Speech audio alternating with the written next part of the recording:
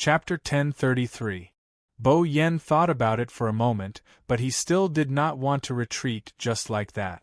Retreating without a fight was a great humiliation to the Mongolian warriors, and Bo Yen could not accept it. Assemble the troops and prepare to meet the enemy, Bayan ordered.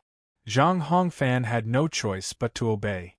When the Mongolians attacked Linen this time, they claimed that they had 1,000,000 soldiers, but only 600,000 soldiers left their 6 bases. After a series of battles, apart from the puppet army, another 100,000 soldiers died in battle. Currently, apart from the 200,000 troops guarding the north, there were only 100,000 troops stationed on the other 3 sides.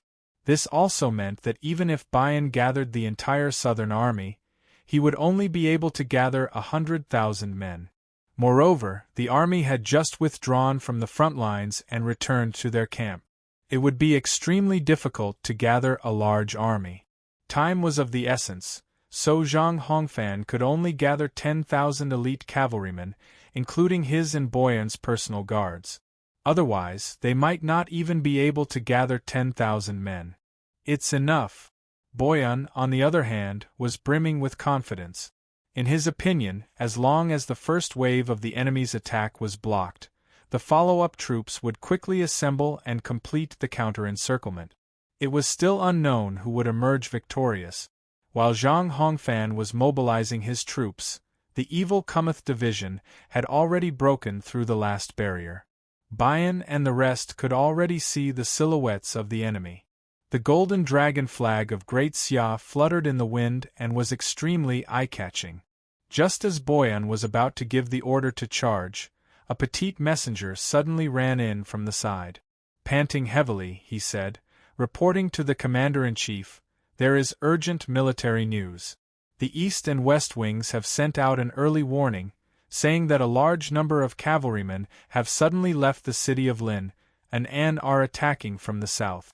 We ask the commander-in-chief to take precautions." What? Boyan's heart trembled, his expression changing drastically as he forcefully pulled on the reins. Gazing at the clearly visible enemy troops, Boyan's expression was extremely ugly. Even if he wanted to retreat now, it was too late.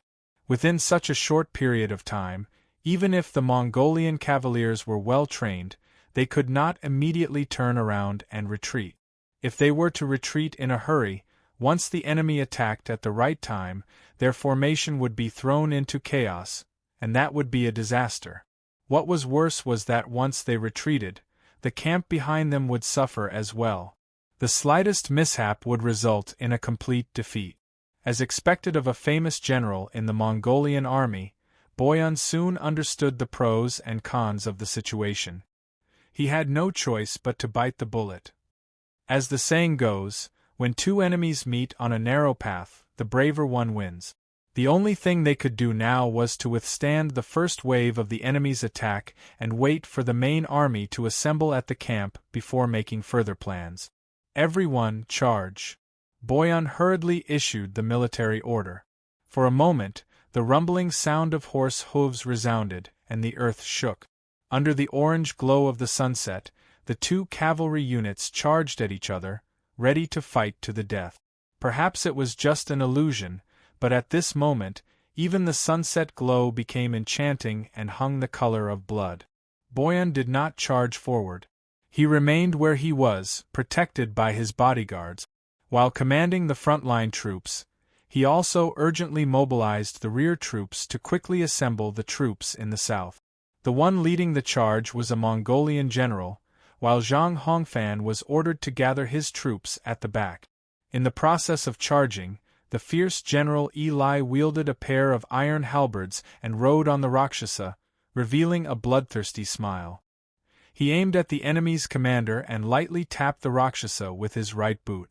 Receiving the order, the Rakshasa suddenly sprinted forward. The man and beast worked well together. The speed of the Rakshasa's charge obviously surprised the enemy. In that instant, Eli had already skillfully waved his 2 iron halberds.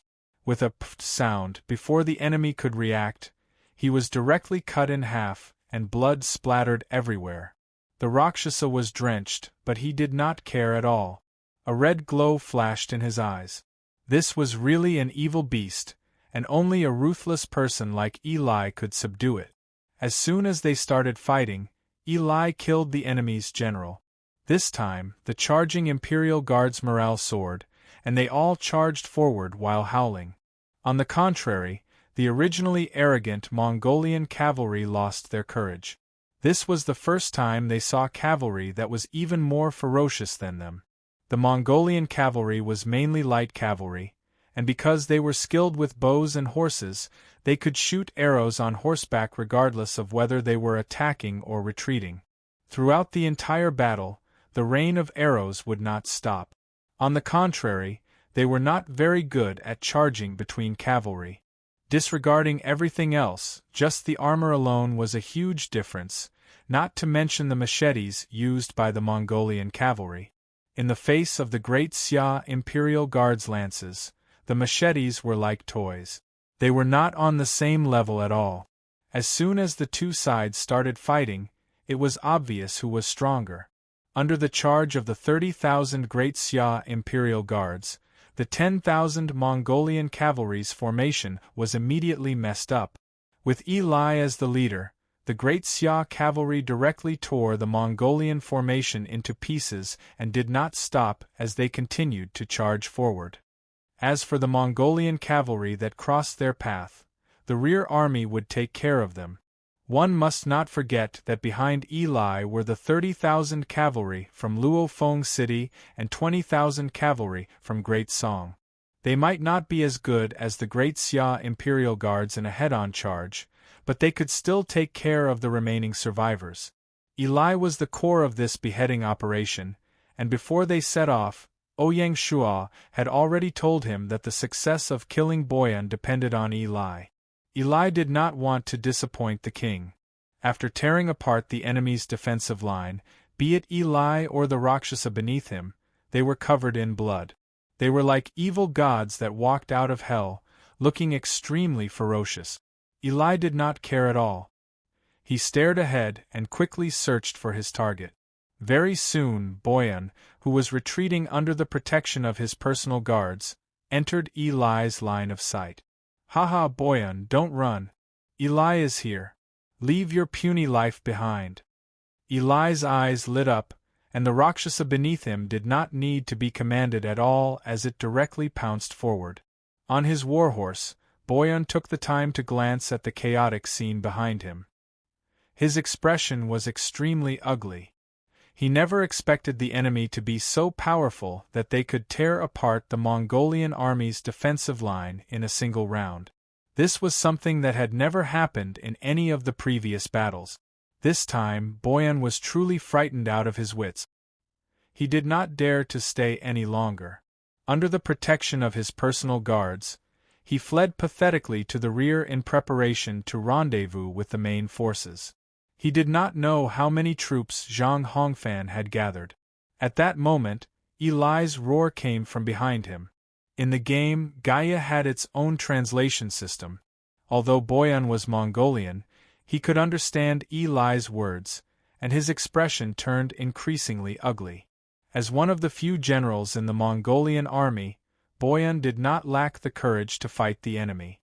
He wished he could immediately turn his horse around and fight the big guy behind him. However, as a commander, his rationality reminded Boyan that he could not do so.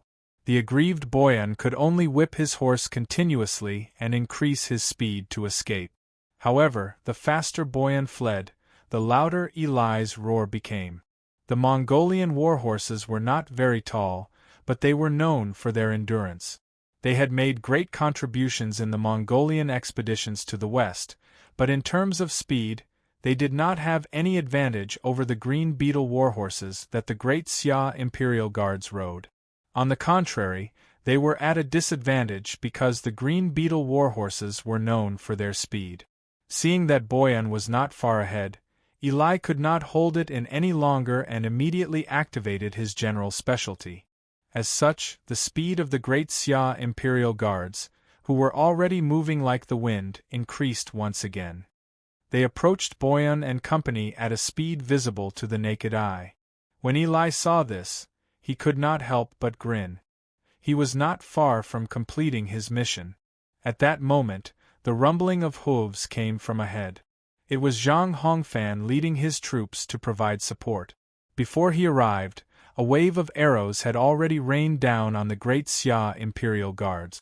Shooting arrows while advancing was the forte of the Mongolian cavalry. When Boyan saw this, he heaved a sigh of relief inwardly as he revealed a look of relief after surviving a calamity. If he were to really be caught by the enemy behind him, no matter how valiant he was, he would not be able to withstand so many attacks. He would probably be doomed. When Eli saw this, his eyes were filled with indignation. The enemy's arrows rained down on them with extraordinary power. A few of the Imperial Guards beside Eli were instantly killed, and they were thrown into a complete mess.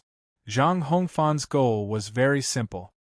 He wanted to use the rain of arrows to stop the great Xia Imperial Guards from advancing and save Boyan and company. No, I can't let all my previous efforts go to waste. Eli was not someone who would give up easily. A fierce glint flashed in his eyes as he roared, "Everyone, speed up and charge!" Eli. At the crucial moment, Eli did not retreat but advanced instead. He braved the enemy's rain of arrows and took the lead. Seeing how valiant their commander was, the great Xia Imperial Guards were completely enraged. All of them roared as they charged forward, completely ignoring the rain of arrows raining down on them. This time, Zhang Hongfan and Boyan were completely dumbfounded. They had never seen such a fearless army in the world. "Quick, go forward and provide support to the commander." Zhang Hongfan did not dare to delay. He patted his warhorse and charged forward. If Boyan died, according to the Mongolian military rules, even if Zhang Hongfan survived, he would be beheaded by Kublai. Hence, no matter how difficult it was, Zhang Hongfan had to brace himself and charge forward. Zhang Hongfan's reaction was not slow, but Eli was even faster. In just a few blinks of an eye, Eli finally caught up to Boyan and company with the help of his general specialty. He raised the two metal halberds in his hands and slashed down. "Protect the commander!" Seeing this, Boyan's bodyguards all disregarded their own safety and formed a human wall behind Boyan. Humph! Eli's expression did not change. With the help of the Rakshasa, heads would fall wherever the halberds fell. Even the powerful Boyan's bodyguards were no different from chickens and dogs in front of Eli. At this moment, the great Xia Imperial Guards had also caught up. Seeing this, Eli did not waste any more time. He directly went around Boyan's bodyguards and chased forward. Soon, Boyan was about to meet up with the main force. However, Eli did not waver at all. The Rakshasa under him seemed to have sensed its master's desire. Although it had already run for a long distance, it charged forward again. With a whoosh, the Rakshasa crossed the distance of nearly 10 meters with Eli and instantly arrived behind Boyan. "Commander, be careful!" Seeing this, Zhang Hongfan and the others were furious. Boyan subconsciously turned his head and saw a pitch-black metal halberd growing larger and larger in his eyes. Poochie! Boyan did not even have time to react before his head was struck by Eli's metal halberd. Blood and brain matter splattered everywhere. With a boom, Boyan fell off his warhorse. A famous general of a generation had actually died in the hands of Eli. Chapter 1034. It was a huge blow to the Mongolian army to witness the tragic death of their commander-in-chief. Before they could recover from the shock, the evil demons who had caught up to them made a new move. Kill! Seeing how mighty their commander was, the great Xia Imperial Guards at the back were completely fired up. Their faces were flushed with excitement, and they increased their speed to charge. They wanted to continue working hard and break through the enemy's rear in one fell swoop. This battle was getting more and more intense. The morale of the great Xia Imperial Guards was high, but the Mongolian army was a little timid. The repeated attacks continuously weakened the Mongolian cavaliers' confidence. In particular, Boyon's tragic death was a huge blow to their hearts. Such a powerful commander-in-chief was actually killed by the enemy's commander. Without a leader and dispirited, could the Mongolian army still stop the charge of the Great Xia Imperial Guards? Zhang Hongfan, the commander of the Yuan army, had an extremely unpleasant expression on his face. The moment Boyan died, his fate seemed to have been sealed. The problem was, what should he do next? Due to the urgency of providing reinforcements, Zhang Hongfan only had the time to gather 20,000 troops before rushing over to provide reinforcements. The reinforcements were still gathering at the campsite, and it would take some time for them to arrive. Just as Boyan had predicted, Zhang Hongfan thought that the 10,000 elite cavaliers would be able to hold off the enemy for half an hour, which would be enough for him to rush over with reinforcements. Who would have thought that the armored cavaliers with his personal guards would be defeated by the enemy with a single attack? At the thought of this, Zhang Hongfan could not help but feel chills run down his spine. Chills ran up from the soles of his feet to his heart, making him shudder. The Great Xia Imperial Guards did not give Zhang Hongfan too much time to think. The armored cavaliers charged at high speed like bolts of lightning, galloping through the wilderness at lightning speed. They let out deafening rumbles and carried with them a boundless fighting spirit and murderous aura as they whizzed past. Wherever the army passed, everything died. Before the Mongolian soldiers could collect the corpse of their commander-in-chief, Boyan's corpse was stepped on by the Great Xia Imperial Guards and turned into a pile of meat paste. At this moment, a gust of cold wind swept through the night sky. The black capes of the Great Xia Imperial Guards fluttered in the cold wind, and the red tassels on their obsidian helmets swayed with the wind, becoming the brightest color in the night sky. Speaking of which, this armor tassel was not just a decoration. It was very useful on the battlefield. For example, Eli was charging at the front, and the Great Xia Imperial Guards at the back could clearly see the direction of the attack through the tassels of their helmet. They could even sense the direction of the wind through the movement of the tassels. In the blink of an eye, the two troops were like two torrents that charged at each other. Due to Zhang Hongfan's days, the Mongolian cavaliers no longer had a unified command.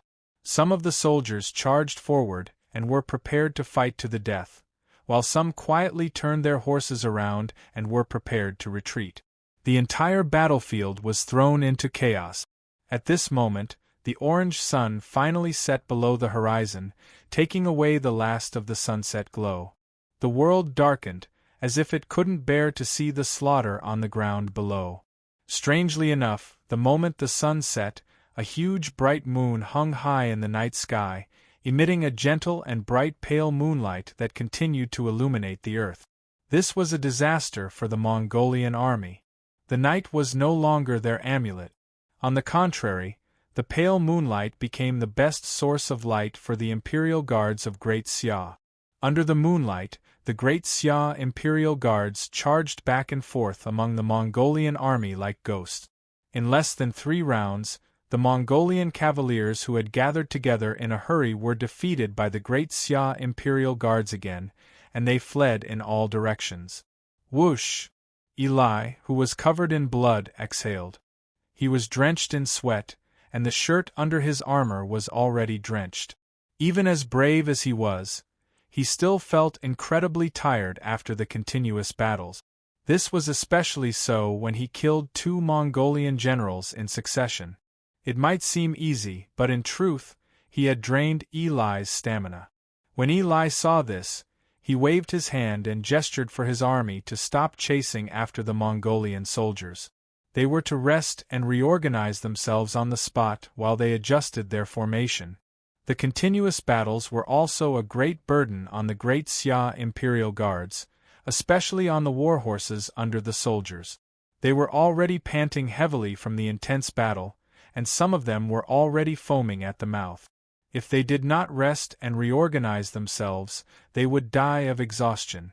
Send a signal flare to the city.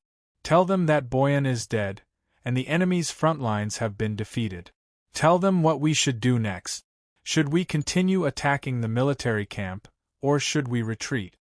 Eli ordered. The military order sounded complicated, but in fact it was a pre-agreed secret signal.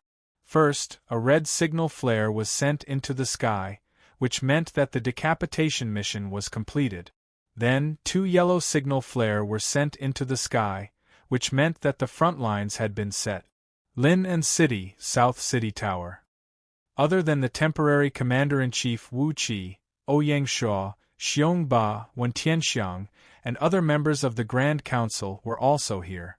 Looking at the red signal flare that was sent into the sky in the southern suburbs, Ouyang Shuo's face showed a satisfied expression. Eli really did not let him down. He won the battle. The great Xia Imperial Guards are indeed worthy of their reputation. Xiong Ba smiled and complimented. When Tianxiang unconsciously clenched his fist. His face was full of excitement and emotion. His whole body was trembling, and his gaze towards Ouyang Shuo contained a hint of respect. The valiance of the mutant army had completely subdued Wen Tianxiang. Ouyang Shuo smiled and turned to look at Wu Qi. He said, "Boyarn is dead, and the Mongolian front lines have been defeated. This is the best time to expand the victory. What do you think, General?" Since Wu Qi was appointed as the commander-in-chief, Ouyang Shuo naturally had to give Wu Qi enough respect. Wu Qi nodded and said, "Emperor Xia is right. It is also God's will to destroy the Mongolians. Now that the moon is hanging high in the sky, we can fight together. With Boyarn dead, the enemy will definitely be without a leader. We should attack together." "General, rest assured and give the order." Ouyang Shuo smiled. Wu Qi nodded and began to arrange. Since Boyarn was dead, there was no need for the East and West armies to surround the enemy. Wu Qi ordered the 2 armies to immediately turn back and kill the enemy. Eli led the southern army and continued to move south. He wanted to flatten the entire Mongolian southern camp. Other than dispatching the cavalry troops outside the city, Wu Qi also mobilized the 4 armies in the city to attack together with the cavalry troops to complete the strangulation of the Mongolian camp. To be honest, this was a little risky. After all, it was a battle at night. But if it was successful, the rewards would be far beyond expectations. Ouyang Shuo saw this, but he did not say anything to stop it. Desperate times called for desperate measures. The current results were not enough to completely turn the tide of the war. The main force of the Mongolian army was still there, and it was not damaged. Therefore, they had to continue to expand the victory, and it had to be fast. Now that the Mongolian army was without a leader, it was a good opportunity to attack. They could continue to magnify the enemy's fear and finally force the enemy to collapse. Otherwise, if the pressure from the southern Song camp was not strong enough, or if they let their guard down, the Mongolian army would be able to recover, and all their previous efforts would be wasted. Wu Qi was indeed a heavenly general. He could see the entire battlefield clearly. In less than 5 minutes, a new military order was sent through the signal flares. This was also a secret weapon of the mutant army. Otherwise, it would be impossible to send military orders in a night like this. With the military order, the 180,000 cavalrymen from the southern Song camp used the moonlight to start a massacre in the wilderness. Eli led the 30,000 Great Xia Imperial Guards as the vanguard. Zhang Shiji led the 50,000 cavalrymen behind him. The vast army rushed into the Mongolian southern camp like a tide. At this moment, the southern camp was already in a mess. Because of the defeated soldiers at the front line, the soldiers of the southern camp already knew that Marshal Boyarn had died in battle. Just now, General Zhang Hongfan was lost in the chaos. Coupled with the 2 consecutive defeats, the continuous attacks caused the soldiers of the southern camp to almost collapse. The southern camp was like a group of dragons without a leader. Under the assault of the army led by Eli, the fate of the southern camp could already be foreseen. It was only a matter of time before the southern camp collapsed. During the battle, there were already Mongolian cavalrymen fleeing towards the eastern and western camps in an attempt to take refuge. Eli saw this but did not stop them. If these soldiers fled to the eastern and western camps, not only would it not help the situation, it would also spread the news of fear and misery, causing chaos in the four camp. At the same time, the cavalry led by Lien Po and Zhao Zhuang were about to surround the southern Mongolian camp when they received an order from the top of the city wall to turn back and attack the cavalry. With a complicated expression, Lien Po looked at the southern barracks from afar, where the sounds of killing had already reached the heavens. He pulled on the reins and said in a deep voice, "Pass down my order. The front line will become the rear, and the rear will become the front line. The target is the enemy's west barracks." "Yes, sir." Lien Po was a proud old general, and did not want the great Xia Imperial Guards to dominate the front. On a night of slaughter like this, the army of Handan City should not remain silent. Behind them, the Mongolian cavalry of the western camp was still far behind. A battle under the moonlight was inevitable. The cavalry of the eastern camp led by Zhao Zhuang was similar to Lien Po, full of fighting spirit. The news of Boyan's death quickly spread to the eastern and western camps and even to the farthest northern camp, completely shaking the will of the Mongolian army to resist. Should they send out the army to take revenge for their commander or guard the camp until daybreak? No one could give a clear answer. Everyone could only fight their own battles. Some chose to attack, some chose to defend. Some camps even had internal conflicts due to differences of opinion. Just as the Mongolian army was hesitating, the four gates of Lin were opened once again. Almost all the guards in the city came out and attacked the eastern and western camp.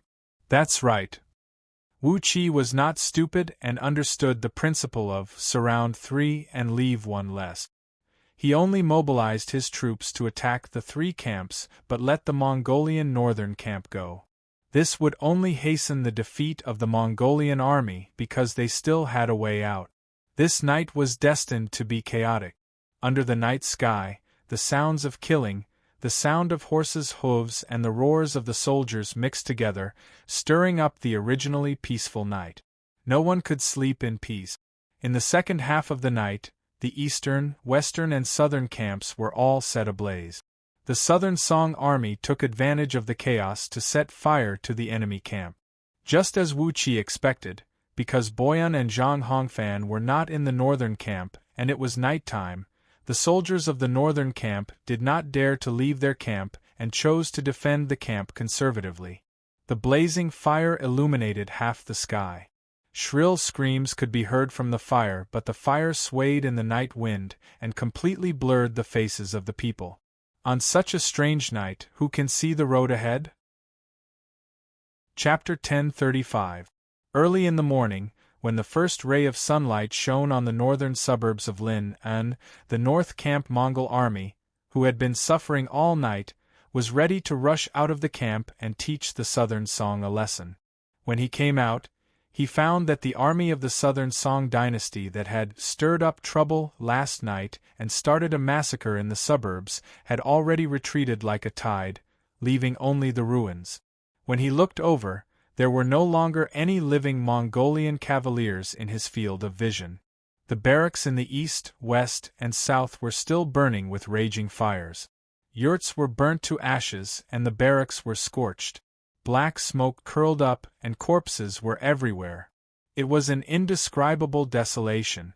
The masterless warhorse neighed and guarded its owner's corpse, unwilling to leave for a long time. The soldiers of the North Camp stared blankly at everything in front of them, their eyes filled with anger and confusion. What should they do after this battle? Should they continue to attack the city or retreat? At this moment, only His Majesty could make a decision. Return to camp and await further orders. The Deputy General of the North Barracks led the way back to the camp. Based on the Mongolians' temperament, this battle will not end here since both sides have formed such a deep grudge. Once Lin An was breached, it was imperative to massacre the entire city. At dawn, the massacre that lasted for an entire night came to an end. The 3 Mongolian camps were completely routed, and the soldiers who survived either fled to the North Camp or to the base. The cavalry of the southern Song camp chased after them all night. Because of the frequent killing, many of the soldiers' weapons were bent. The corpses of Mongolian cavaliers could be seen everywhere in the wild. There was no such thing as a captive in this war. They would either die or live. There was no third choice. When the army returned to the city, it immediately set off waves. Victory! In this battle, not only did the southern Song's camp kill the enemy's General Boyan and defeat the Mongolian army, they also seized a large amount of provisions from the Mongolian camp, which greatly alleviated the food crisis in Linnan. Most of the Mongolian turn-back cannons were also destroyed in this battle. When the news that Boyan had been killed by Eli spread, the whole city was in an uproar. As the main general who destroyed the southern Song, Boyan's hands were stained with the blood of too many Han people. In Linnan alone, many people's family members had died directly or indirectly in the hands of Boyan. With Boyan's death, the common people naturally applauded and celebrated. Some families took the initiative to set off firecrackers to celebrate. Of course, the good news was also mixed with the bad news. Last night, Prime Minister Lu Xiufu had unfortunately passed away. When the Mongolian soldier in charge of Lu Xiufu found out that Boyan had been killed, he was so enraged that he killed Lu Xiufu and his group. As soon as the news came out, Linnan city could be said to be full of sorrow and joy. As the prime minister of the last generation of the southern Song dynasty, Lu Xiufu's death was definitely a great loss to the imperial court. The 8-year-old emperor, Zhao Kuang, was sobbing and begging for Mr. Lu. Lu Xiufu sacrificed his life for the country and deserved to be remembered by future generations. Linnan City, North City Tower. Although Lu Xiufu's death brought a trace of sadness to Linnan City, a great victory was still a great victory. Soon, from the civil and military officials of the imperial court to the common people, everyone was cheering. As far as they were concerned, the defense of Linnan was already a sure thing. Some officials were even thinking of taking the initiative to attack again to wipe out the remaining bandits and recover the lost land. Of course, these officials were just bragging. They definitely wouldn't dare to go into battle. Early in the morning, accompanied by Jia Su and Su Chu, Ouyang Shua ascended the North Tower and gazed into the distance. Every move of the Mongolian North Camp was seen by Ouyang Shua. Seeing that the enemy of the North Camp had regrouped, Ouyang Shua's expression became more and more solemn. Ouyang Shua wasn't blindly confident. The Mongolians were definitely not pushovers.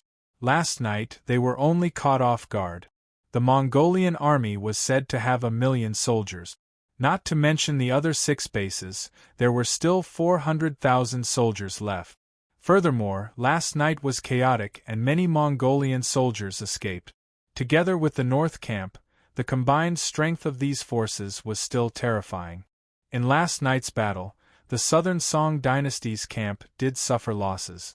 The Mongolian cavalry might be afraid of the great Xia imperial guards, but it was a different story in other places. The specific battle report hadn't been compiled yet, but a conservative estimate said that at least 30,000 people had died.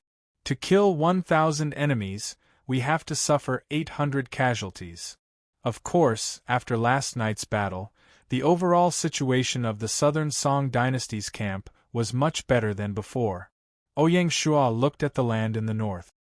His gaze seemed to pass through the void and look at the Sanha city in the north. That was where Kublai's golden tent was. It's time for the final battle. For some reason, Ouyang Shua was suddenly filled with battle intent and his blood was boiling. He wanted to personally go into battle with the legendary Yuan Shizu. Perhaps it was because of Ouyang Shua's ethnic complex. On the 17th day of the battle, Sanha City. Among the 6 bases that surrounded Linnan, Sanha City was the most heavily guarded. Half of the 400,000 Mongolian soldiers were stationed around Sanha City to protect their emperor. In the center of the city stood a huge golden tent. The surrounding buildings had been swept away to accommodate this golden tent. It was completely out of place with the overall architectural style of the city. In the luxurious golden tent, Kublai didn't sleep the entire night. The continuous bad news made the founding emperor of the Yuan dynasty fly into a rage. He was like a ferocious beast that no one dared to go near him. Since last night, 3 servants serving Kublai had been beaten to death for no reason. The entire Sanha city was shrouded in a terrifying atmosphere. No matter who it was, they were all very careful, afraid that they would anger the emperor in the golden tent. The surviving Han citizens in the city were even more terrified. They couldn't sleep and hid in their homes, not daring to go out. Who knew what the Mongolians would do to them when they were enraged? Around 9 in the morning, the sound of horses galloping could be heard on the road to the south of Sanha city. Looking up, it was a small group of Mongolian cavalry that had just retreated from the front lines. When the soldiers saw this, they didn't care at all. This was because since last night, there had been an endless stream of defeated soldiers escaping from the front lines to Sanha city. This small group didn't look like anything special. When the soldiers saw this, they couldn't hide the disdain on their faces. In the eyes of the Mongolians, being a deserter was a very shameful act. It was not something that a warrior would do. The Mongolian army even had a rule that if any troops deserted without fighting, they would be tortured the moment they were captured. What kind of torture? It was very easy to do. The Mongolians would put these deserters into sacks and throw them into an empty space. Then, they would use their cavalry to charge and trample on the sacks until none of them could move. The scene was so bloody that it was enough to make the faces of the bystanders pale. At this moment, one of the city gate guards recognized the leading general and exclaimed, "General Zhang?" The man's eyes were lifeless and his body was covered in blood. His face was dirty and covered in dried blood. The armor on his body was already broken and hung loosely on his body.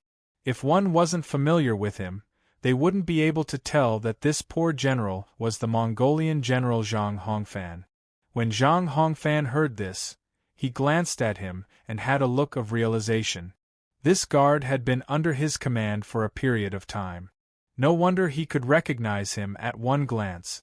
With this level of concern, Zhang Hongfan felt more confident. "Bring me to see the emperor. I'm here to ask for forgiveness," Zhang Hongfan said in a hoarse voice. When they heard him say this, the surrounding soldiers all looked over. Zhang Hongfan's name was not only famous in the southern Song dynasty. It was also famous in Mongolia. In addition, he was one of the main characters in the battle last night. Naturally, he was especially eye-catching. The soldiers all looked at this poor general with curiosity, disdain, or sympathy. According to the Mongolian military rules, if the General Bayan died in battle and the Deputy General Zhang Hongfan died in battle, it would be fine. But if they didn't die and escaped alive, the problem would be even worse. Not only would Zhang Hongfan be executed, but his family might also be implicated. Therefore, in a situation like this, if the Deputy General was lucky enough to survive, it was better for him to slit his own throat on the battlefield.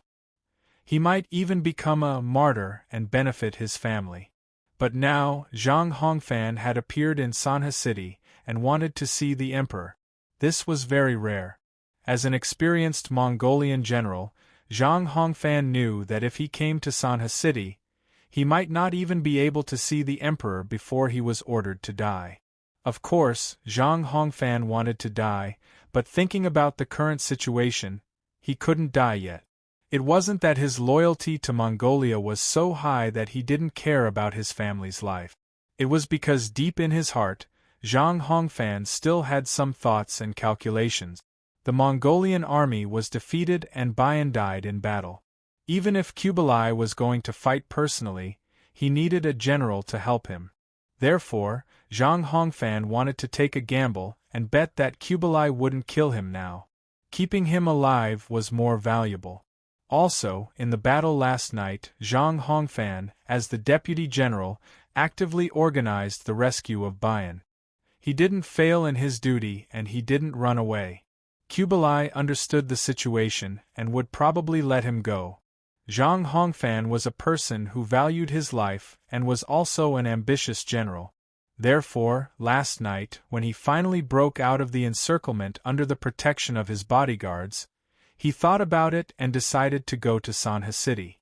"Take me to the Emperor," Zhang Hongfan said again.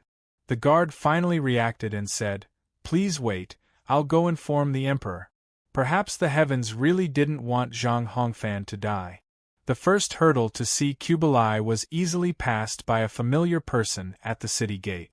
If no one informed him, then Zhang Hongfan really wouldn't be able to escape. Not long after the guard left, he came back with an order from the Emperor: immediately arrest Zhang Hongfan for his crimes and send him to the Golden Tent for trial. Hearing this, Zhang Hongfan let out a long sigh of relief. As long as the Emperor was willing to see him, then there was a chance. He was afraid that the Emperor wouldn't even want to see him and would just order him to be executed. What the outsiders didn't know was that in this short period of time, Zhang Hongfan's palms were covered in cold sweat. No one knew that this general had just taken a trip to the gates of hell. Zhang Hongfan took a deep breath and prepared to enter the city. From now on, he had to think about how to help the Emperor fight personally. Chapter 1036. Sanha City, Khan's Golden Tent. Zhang Hongfan, who was tied up, finally met the Yuan Emperor, Kublai. "Tell me, what happened last night?" Kublai had already calmed down from his rage. After all, he was a great ruler and wouldn't let his emotions affect his judgment. Otherwise, Zhang Hongfan wouldn't have been able to live until now. Zhang Hongfan relaxed. He didn't dare to hide anything and told Kublai everything that happened last night. Zhang Hongfan tried his best to not bring in any personal feelings when he told the story. Kublai knew that Zhang Hongfan wouldn't dare to play any tricks on him. That would only backfire on him. It has to be said that Zhang Hongfan really understood Kublai. After listening to Zhang Hongfan's explanation, Kublai didn't say anything and asked, "What do you plan to do next?" This was equivalent to pardoning Zhang Hongfan's death sentence and giving him a chance to redeem himself. Zhang Hongfan suppressed his excitement and said in a concise manner, "Last night's defeat was mainly a loss of morale. It wasn't a huge blow to my army. After all, we still have our main force. As long as we have a good plan and the Emperor personally leads the army, Lin An will definitely fall." From the looks of it, Zhang Hongfan wasn't discouraged at all and seemed very confident. "Be more specific," Kublai said. "Through these few days of fighting, I have discovered a fatal weakness of the enemy." Zhang Hongfan finally used his trump card and said slowly, "A while ago, when we arranged for the Han people to build forts, the Southern Song army didn't stop us. This shows that the Song people are weak and don't want to attack their own people." "What do you mean?" Kublai's interest was piqued. "As long as we gather another group of Han people and send them to the front lines at the gates of Lin An, we can shoot them and force them to charge at the gate. We won't have to worry about Lin An not opening the gates," Zhang Hongfan said. "Once the gates are opened, Lin An will definitely fall. If there was a Han person here, they would probably want to skin Zhang Hongfan alive and eat his flesh. This person is too evil." For the sake of his own honor, Zhang Hongfan was willing to sacrifice the lives of countless Han people. How despicable! Don't forget, although Zhang Hongfan didn't live under the rule of the Southern Song dynasty, his blood was pure Chinese. Kublai, on the other hand, was very happy. Zhang Hongfan's suggestion was to his liking. He had already decided that after conquering the city of Lin An, he would ignore the objections of the Han officials around him and massacre the city for 3 days. There was no one who could kill a Mongolian without paying the price in blood. Kublai ordered his men to untie Zhang Hongfan and said, "I'll leave this matter to you. Once we've conquered Lin An, not only will I pardon you, but I'll also raise your rank." "Thank you, Your Majesty." Zhang Hongfan's face turned red. "Go and prepare. 3 days later, I will personally go to Lin An." "Yes, sir." On the 18th day of the battle, in Linnan. 2 days had passed since the ambush. Since yesterday, the Mongolian army that remained in the 6 bases had moved out one after another and gathered at the front lines again. After the ambush ended, there were 250,000 Mongolian soldiers gathered in the northern camp, and if the 6 bases included the soldiers who fled, there were around 45 of them. This meant that in that night's ambush, out of the 300,000 Mongolian soldiers in the eastern, western, and southern camps, only 100,000 managed to escape, and 200,000 died in battle. It was indeed a terrible defeat. In just one night, the Mongolian army had suffered double the number of casualties over the previous few days. Now, only 700,000 of the 1 million Mongolian army remained. Even so, to the Southern Song army, this was still an insurmountable mountain.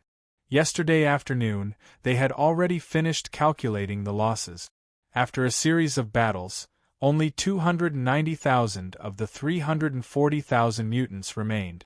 Among them, 150,000 were cavalry and 140,000 were infantrymen. The 100,000 Great Song Imperial Guards were even worse off, only 50,000 were left. Logically speaking, with 340,000 soldiers guarding Linnan, it shouldn't be a problem for them to defend the city for 12 days against the 700,000 Mongolian army. After all, the Mongolian army's puppet soldiers and auxiliary troops had all been used up. Even the return cannons had suffered heavy losses. It would be very difficult for them to replicate their initial siege tactic. In a head-on siege, the Mongolian army did not have the upper hand. Because of this, after the ambush, Linnan was filled with people who underestimated the enemy. Even Lord Chunshan and the others were optimistic about this battle. But for some reason, Ouyang Shua felt uneasy. After the battle, under Ouyang Shua's insistence, the Grand Council did not let down their guard. For the past 2 days, scouts had been sent out to investigate, keeping track of the Mongolian army's movements. Soon, the news of the Mongolian army capturing the Han people was reported to the Grand Council. What are they going to do? Arrange for the Han people to build more forts? Ouyang Shua was very puzzled. Without the puppet soldiers leading the charge, how would the Mongolian cavalry dare to attack the city? If that was really the case, Ouyang Shua was not afraid. With the seized rations and supplies, they could defend Linnan until the end of a month. At that time, all the problems would be solved. In the hall, Zhang Shiji and Wen Tianxiang's expressions suddenly became solemn. I'm afraid it's not that simple. Wen Tianxiang's expression was extremely unsightly. Ouyang Shua's eyes narrowed and he asked, "Did you think of something?" Xiongba and the others also looked over. Wen Tianxiang and Zhang Shiji looked at each other and said in a deep voice, "According to the Mongolian army's combat habits, besides using them to build forts and extract corpse oil, they also have another tactic, which is to drive the people away, forcing us to open the city gates and let the people in. Once the city gates are opened, the Mongolian army will take advantage of the situation and enter." Xiongba asked, "If that's the case, why didn't they use this tactic earlier?" No matter how he looked at it, the latter tactic was more convenient and effective than the former. Xiongba could not understand why the Mongolians gave up what was close at hand and chose to go further. Zhang Shiji rushed to reply, "Generally speaking, the defending side would rather watch the people outside the city being shot to death by the Mongolians than open the city gates. Therefore, this tactic is very difficult to achieve and is not the first choice of the Mongolians. It's just that we did not attack the forts previously, so the Mongolians saw through our plan." The atmosphere in the hall became somewhat strange. From Zhang Shiji's words, it was obvious that he did not agree to be too kind to the people outside the city. When they were voting on whether to attack the forts, Zhang Shiji had voted in favor. Now that Lu Xiufu had been sacrificed, there were only 6 people left in the Grand Council. Ouyang Shua, Guozi, and Wen Tianxiang would definitely not agree to stop the people from entering the city. Therefore, no matter how they voted, Zhang Shiji would lose. The best result would be a tie and a stalemate.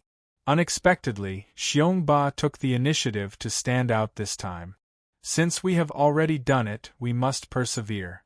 If the Mongolians really want to use this despicable tactic, then we can only fight them to the death in the city. Zhang Shiji looked at Xiongba in surprise, and his expression became more and more unsightly. Xiongba's statement was tantamount to completely blocking the other possibility. At the thought of the 700,000 Mongolian army attacking Lin An, Zhang Shiji felt a sharp pain in his heart. Ouyang Shua, on the other hand, was calm.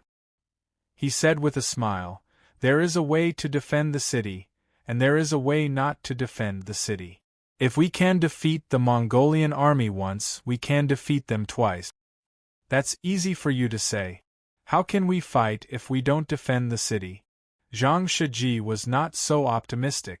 Seeing that Zhang Shiji seemed to be deliberately making things difficult for the king, Jia Su decisively stood out and said, "General Zhang, there is no need to be discouraged. I have an idea that I can share with all of you." "Mister, please speak." Everyone present knew Jia Su's title of Poison Warrior, so they all had very high expectations of Jia Su. Jia Su said, "My king is right. There is a way not to defend the city. Since we have concluded that the enemy will use the tactic of driving the people to attack the city, then we might as well directly open a city gate and let the people in." "What should we do after opening the gate?" Zhang Shiji asked. "It's very simple. At the same time we open a city gate, we will deploy a large army outside the city gate in advance. They will act as a human wall and prevent the enemy from entering the city." Jia Su's idea was quite fresh. Zhang Shiji still had doubts. "I have calculated it. If we don't want the Mongolian army to take the opportunity to annihilate the army outside the city, we have to transfer at least 200,000 soldiers. If so, won't Lin An be empty? How can we defend the city?" Ouyang Shua's expression suddenly became solemn when he saw this. Although he did not raise his voice, there was a hint of killing intent in it. How to defend Lin An is not only a matter of the army, but also not a matter of our mutant army. We have to make it clear to the millions of people in the city that once Lin An is breached, the Mongolians will certainly slaughter the city. If we don't want to be lambs at the mercy of others, we have to voluntarily contribute to the war. In the end, people still have to rely on themselves to survive. Hearing this, a trace of shame flashed across Zhang Shiji's face. Yes, the people of Lin An and even the entire southern Song dynasty were too dependent on the mutant army. They had even forgotten that the mutant army was just a guest and they were the real masters of this city. How could there be a reason for letting the guests charge at the front when the host was indifferent when it was a matter of life and death? Ouyang Shua did not care and continued to say, "If the defending army in the city is insufficient, then we will temporarily enlist young and strong men into the army. If there are no weapons, then let them go to the battlefield outside the city to find them themselves. If there are no wood and stone to defend the city, then we will demolish the houses in the city. If there are no oil, then we will gather the vegetable oil of each household. If there are no iron or to forge arrows, then we will smash all the pots and pans at home. We must make all the people in the city realize that this is not a simple battle to defend the city, but a battle of life and death that concerns the survival of civilization. In order to win, we will risk everything and bet everything." Ouyang Shua's impassioned speech deeply shocked everyone present. This was not some high-sounding speech, but Ouyang Shua's heartfelt words. In history, one of the reasons for the fall of the southern Song dynasty was that the whole nation lacked the determination to bet everything. If it was the Han and Tang dynasties, they would not be in such a sorry state. This battle had left a very deep impression on Ouyang Shua. That was why he said these words. He firmly believed that only by mobilizing the strength of the entire city could the victory of this battle have real meaning. Otherwise, it would just be a fleeting cloud. Chapter 1037. Ouyang Shua's words excited the members of the Grand Council, and they all agreed to Jia Su's plan. After the meeting, everyone started to work. In view of Wu Qi's outstanding performance in the battle, Ouyang Shua suggested that Wu Qi be included in the Grand Council and appointed as the commander-in-chief of the Southern Song Army. After Lu Xiufu's death, Ouyang Shua became the undisputed leader of the Grand Council. At the same time, he made some adjustments to the deployment of the army. This time, the city gate opened for the Han people was the North Gate, which faced the Mongolian northern camp. If there were no accidents, Kublai's golden tent would also be located in the north. In Ouyang Shua's words, he wanted to use the strongest army to fight against the strongest Mongolian army. Trump card against trump card. For this, the 150,000 cavalry of the dissimulated army was mobilized. In addition, they also deployed 50,000 infantry from the dissimulated army.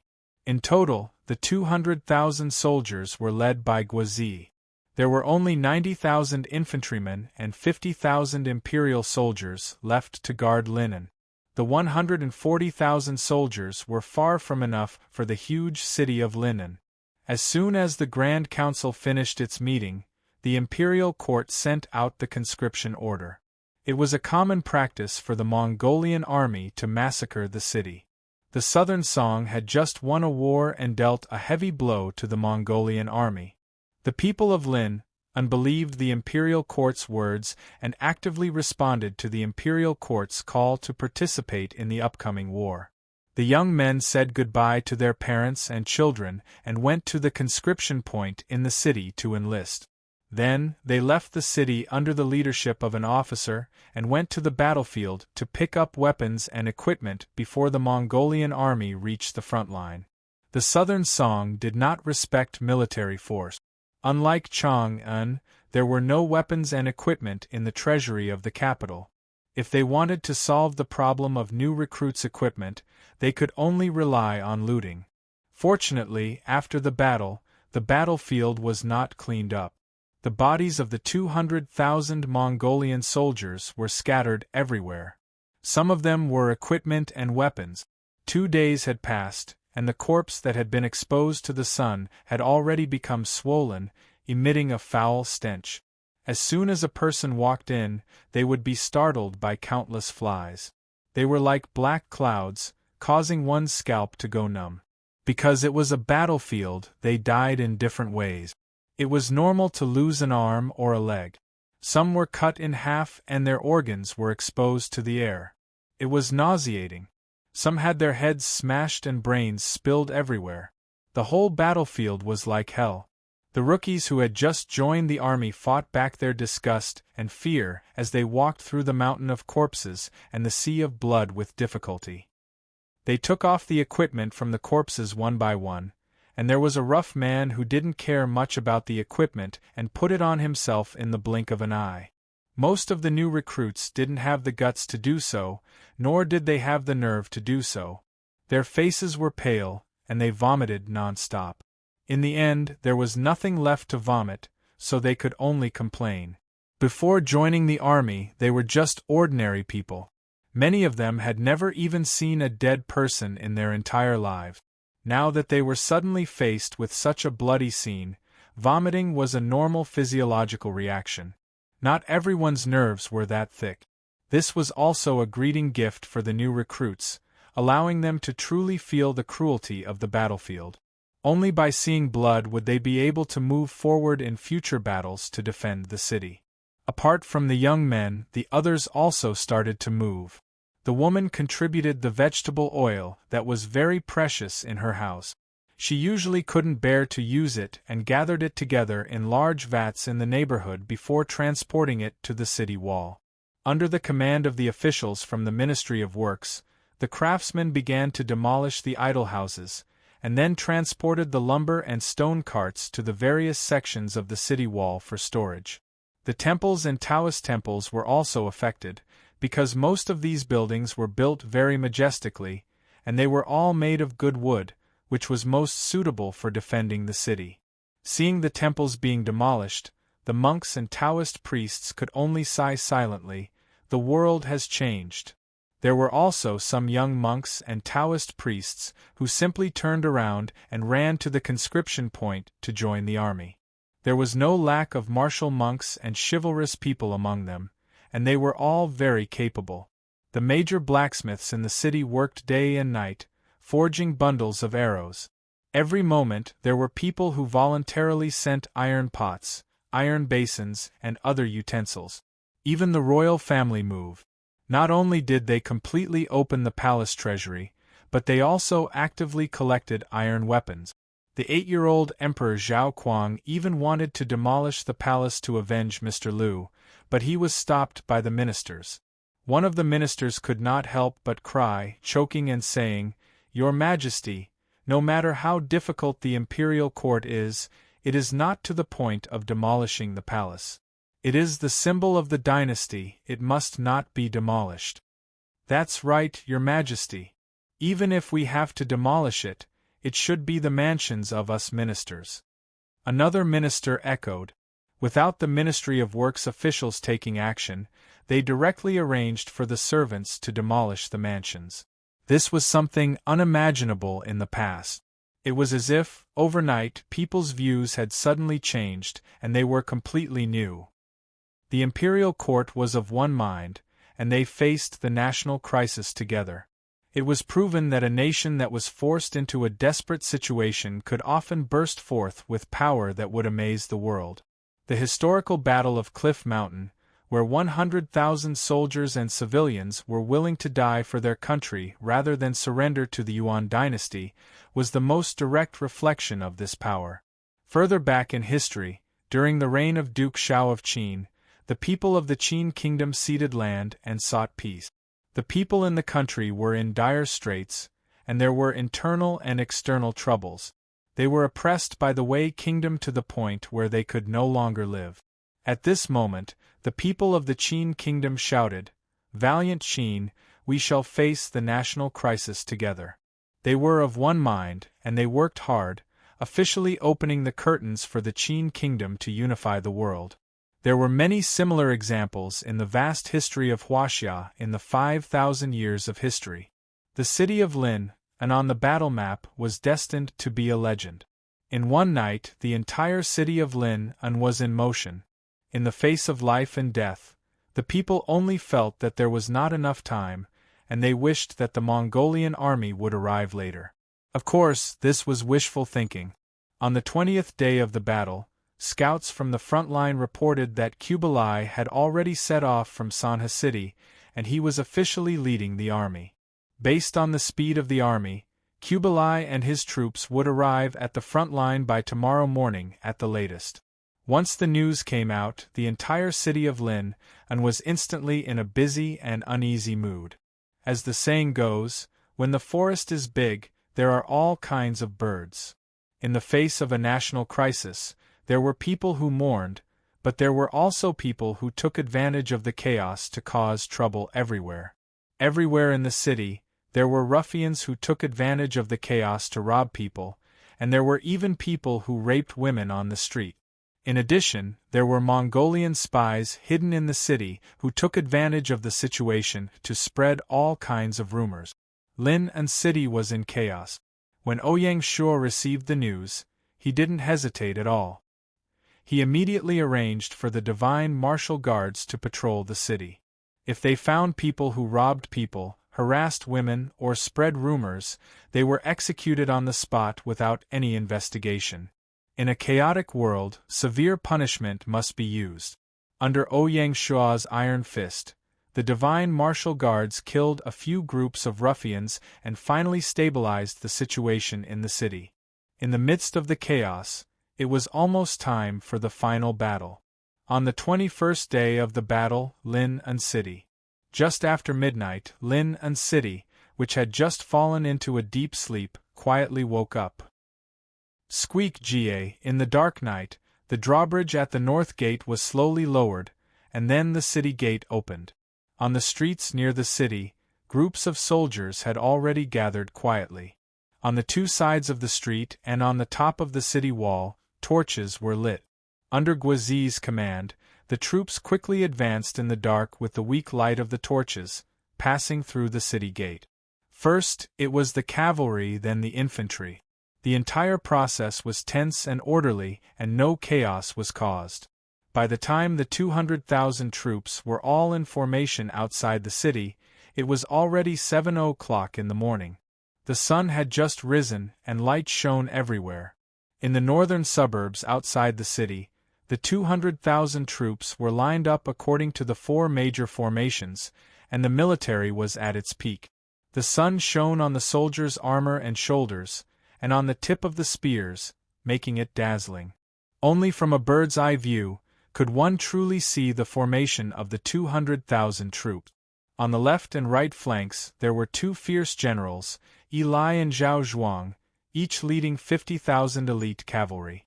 In the rear, there was an old general, Lien Po, who was good at defense, personally leading 50,000 infantry. The most peculiar was the Middle Army.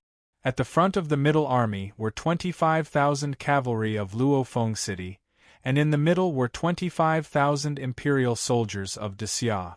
Behind them were the 3,000 divine martial guards led by Su Chu. Ouyang Shuo was dressed in military attire, riding on the quasi-divine beast, Little Green, and stood impressively in the middle of the divine martial guards. This also meant that Ouyang Shuo had to personally lead the army this time. In the beginning, whether it was Feng Qiuhuang, Eli Jiasu, or the others, none of them approved of Ouyang Shuo leading the army personally, but Ouyang Shuo had his own insistence. Ever since the founding of Xia, as Emperor Xia, Ouyang Shuo rarely led the army personally. Even when he did, he never really fought on the battlefield. But this time was different. For some reason, ever since the start of the battle map, the murderous aura in Ouyang Shuo's body uncontrollably became active. After seeing the cruel methods of the Mongolians, his hatred turned into murderous intent, and it became even more uncontrollable. Ouyang Shuo had to release this murderous intent on the battlefield. In the past, Ouyang Shuo's blood was boiling, and he did not want his blood to turn cold after ascending to the throne. Other than personal reasons, Ouyang Shuo led the army personally to coordinate with Jia Su's battle plan. As a top tactician, Jia Su's plan was not as simple as saving the 100,000 civilians who were being held hostage by the Mongolians. That would only treat the symptoms and not the root of the problem, and it would not be enough to turn the entire battle around. To end the battle once and for all, the best way was to kill Kublai, just like how he killed Boyan. Even if it did not work, he had to severely injure Kublai and scare him away, so that he would voluntarily retreat. For this, Jia Su came up with a whole set of battle plans. The 200,000 soldiers outside the city were the core of this plan, and the entire plan needed a key person to be in charge of the final attack. No matter how one looked at it, Ouyang Shuo was the best candidate. Other than his personal combat power, Ouyang Shuo also had 2 secret weapons in his hands. Even so, Feng Qiuhuang and the others still did not agree. It was only when Ouyang Shuo showed them the substitute doll that they finally convinced Feng Qiuhuang and the others. In the army, Ouyang Shuo, who was heavily protected by the divine martial guards, looked towards the north and muttered to himself, "Kublai? Let us have a pinnacle showdown between kings." The blood in Ouyang Shuo's body started to boil. Chapter 1038. At 8 a.m., Kublai arrived as scheduled. Along with Kublai was the 200,000-strong army stationed at Sanha City. Kublai's golden carriage was heavily guarded by the army. It was eye-catching and majestic. Zhang Hongfan rode on a black warhorse and stood beside the carriage. In front of the army were 100,000 Han citizens. They were all skinny and their eyes were lifeless. Their clothes were tattered and they were as thin as sticks, and they were all terrified. Ever since the Mongols invaded the Song dynasty, the entire land of China was under the Mongols' iron hoof. Countless Chinese were trampled and killed, and the entire nation was going through a dark period.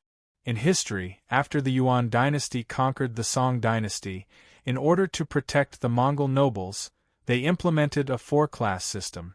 The first class were Mongols, the second class were Simyu, the third class were Han, and the fourth class were Southerners.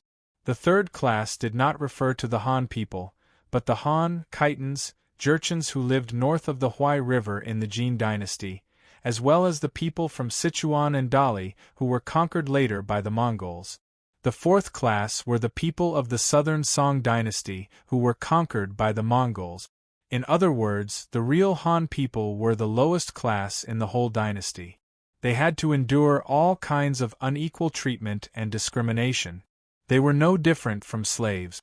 For example, Han people were prohibited from hunting, learning boxing and martial arts, holding weapons, holding gatherings to worship the gods, going to markets to do business, and walking at night. The Yuan dynasty controlled the weapons of the Han people to an unimaginable degree. Every 10 households of Han people could only use one kitchen knife, and they also had to pay a Mongol soldier to monitor them. When a girl got married, she had to give her first night to a Mongol. The Han people could not even have a name, they could only be named after their date of birth. The laws of the Yuan dynasty also stated that those who killed a Mongol had to pay with their life.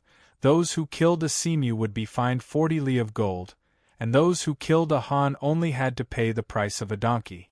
During wars, the difference in treatment was even greater. For example, in 1286, in order to attack Annam, the Simyu only took 2 out of 3 horses, while all the horses of the Han people were taken, no matter how many there were. Above the first class, the officials were all Mongols. When there were not enough Mongols, or when the Central Asians had enough bribes, the Central Asians would take the position. Most of the Mongolian officials are hereditary. Every Mongolian administrator, such as a governor or a county head, the prefecture or county under his jurisdiction is his fief, and the Han people are his serfs. They have no political responsibility towards the Han people, much less legal responsibility. The Mongol emperor can treat the Han people as his own farmland, along with the Han people living on the farmland, like slaves, to be bestowed to the emperor's relatives, princes, princesses or meritorious officials. After the fall of the southern Song dynasty, during the bestowal ceremony, a few tens or hundreds of families were rewarded, while a few hundred families were rewarded. With 5 people in each household, he could get 500,000 serfs at a time. The Mongols could even invade and occupy the farmlands at will. Often, they would suddenly drive the Han people away from the fertile farmlands, leaving the farmlands barren and overgrown with weeds for livestock. Perhaps it was because of such brutal rule that the Yuan dynasty was replaced by the Ming dynasty after 98 years. At 8:15 in the morning, Kublai's carriage was welcomed into the northern camp. After greeting the commander of the northern camp, Kublai left the carriage and went up to the command tower of the northern camp. He immediately saw the southern Song army of 200,000 soldiers outside the city. His eyes narrowed and he said, "Not bad." The southern Song army's actions were also out of Zhang Hongfan's expectations. He carefully said, "Your Majesty, should we follow the original plan to attack the city or finish off the enemy first?" "Follow the original plan." Kublai was very heroic. Leave 400,000 soldiers in the north. The remaining 300,000 will be sent to the other 3 sides. We must take down Lin. "Yes, Your Majesty." According to the intelligence from the spies in the city, other than the 200,000 soldiers outside the city, the southern Song army only had 140,000 soldiers inside the city. Once the city was breached, the army would enter the city and these soldiers would not be a problem. As for the new soldiers that the southern Song recruited, Kublai did not care about them at all. Ever since they attacked the southern Song people were synonymous with weakness in Kublai's eyes. They were obedient and had no gut. No matter how the Mongols ordered them around, they did not dare to resist. How could these weak people produce a strong army? Although Kublai's view was a bit biased, it was also very accurate. The Southern Song dynasty had been peaceful for a long time, and the people had stayed away from war. It was an undeniable fact that the people of the Southern Song dynasty were physically weak. What Kublai did not know was that when people were in despair, they could also explode with terrifying energy. Very quickly, the Mongolian army spread out under Zhang Hongfan's command. The 100,000 Han people were also split into 3 groups and rushed towards the east, west, and west walls of Linen. By 9 in the morning, the Mongolian army on all 4 sides was in position. Attack the city. Following the order, the Han people were herded forward like cattle. If they were too slow, they would be killed on the spot. The scene was extremely bloody. Agitated by this, the common people cried and screamed as they pushed and shoved toward the city gate. Strangely, the drawbridges of the 3 main gates of Lin had been lowered for the Han people to pass through. However, the gates were still tightly shut. No one knew why. When the Mongolian soldiers saw this, they prepared to fire a volley of arrows to force the enemy to open the gates. At that moment, a banner fell from the top of the city gate. On it was written in red, "Comrades, stick close to the wall and enter through the north gate." At the same time, the soldiers on the city walls shouted to guide the people to gather at the north gate. This confused the Mongolian soldiers, and they immediately reported it to Zhang Hongfan. Very soon, the news reached Zhang Hongfan's ears. Kublai did not personally command this attack, and gave it to Zhang Hongfan. To Zhang Hongfan, this was already a great honor. When Zhang Hongfan received the report, he frowned, but he was not too surprised. He had fought with the Inhuman army a few times and knew that they were not easy to deal with. They would not give in so easily. At such a crucial moment, he had to do something. Send down my order. Allow the cavalry to fire freely and force the people to charge at the city gates, Zhang Hongfan ordered. Yes, sir. With the order, the people outside the city were in trouble. The Mongolian soldiers were skilled with bows and horses, and they killed defenseless people with just 1 arrow. In less than 10 minutes, the people at the back of the army all fell. The blood stimulated the people's desire to live, and they all charged forward without any regard for their lives. Some of them slammed on the city gates and screamed, "Let us in, let us in!" They only wanted to avoid the threat behind them, but they did not have the time to think about what kind of disaster they would bring to the people inside once the city gates were opened and the Mongolian soldiers charged in. In front of death, everyone was selfish. There were also those who were quick-witted and ran along the base of the city wall towards the north gate with the attitude of giving it a try. When the Mongolian soldiers saw this, they obviously would not let them go. They immediately turned their attention to the people who tried to escape. If they really let them go, how were they going to force the Southern Song dynasty to open the city gates? Because the people were stuck to the city walls, if the Mongolian soldiers wanted to kill them, they had to move forward. Once they moved forward, they would immediately enter the defending army's attack range. Fire! When they heard the order from the top of the city walls, the archers and crossbowmen began counterattacking together, causing the Mongolian soldiers to flee in a pathetic manner. They were forced to retreat and stay in arrows throw away from the top of the city walls. Jia Su's plan was ingeniously using the structure of the city walls to create a blind spot for the people outside the city, or rather, it was a safe haven for them to escape from the Mongolian soldiers' attack. The fierce counterattack from the defending army at the top of the city walls allowed the people who were already at the foot of the city walls to see hope for survival. All of them no longer had the time to think and just ran desperately to the north gate. When someone took the lead, there were others who followed. The situation was already very clear. The city gates would definitely not be opened, and if they stayed there, they could only wait for death. It was better for them to take a risk and run to the north gate based on the directions on the banners. In an instant, a large number of people surged to the north. The Mongolian soldiers did not know what to do, and even Zhang Hongfan found himself in a rather difficult situation. It was only then that he understood why the Southern Song dynasty had sent an army of 200,000 people to the north, and they were there to protect the 100,000 people. Because of it, half of Zhang Hongfan's plan had already failed. When he thought of the emperor's dark gaze, Zhang Hongfan could not help but shudder, and chills ran down his spine. Zhang Hongfan made up his mind and ordered the armies on the three sides to immediately attack the city. The 100,000 people he brought with him were not completely useless.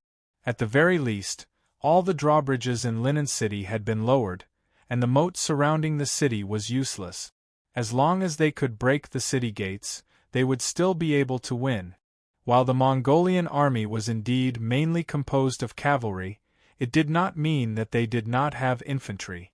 Aside from archery on horseback, the Mongolians also loved wrestling, which was commonly known as wrestling.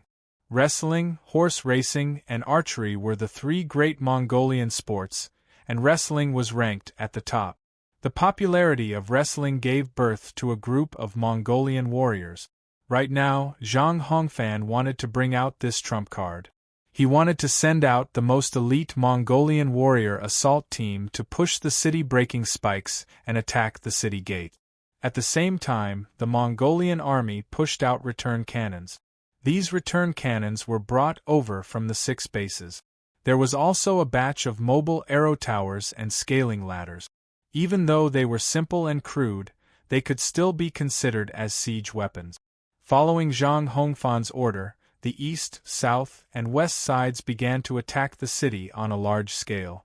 In Zhang Hongfan's opinion, the Southern Song dynasty's camp stationed 200,000 soldiers outside the city, and the city's defense must be very weak. Under the attack of 300,000 soldiers, the city would not be able to last a day.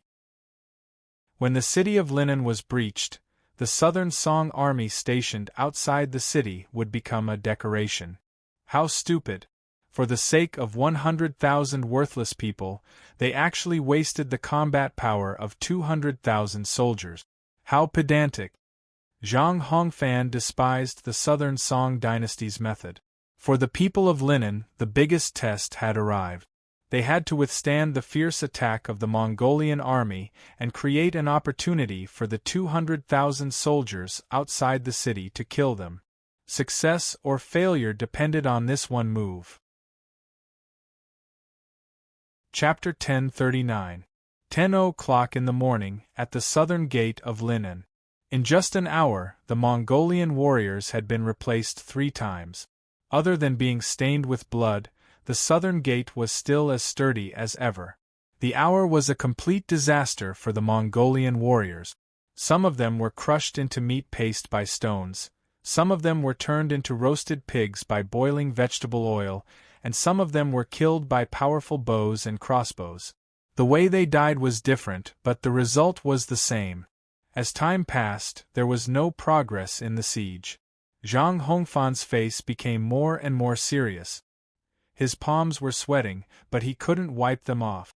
Although Kublai didn't say anything, there was an invisible pressure that seemed to be crushing Zhang Hongfan.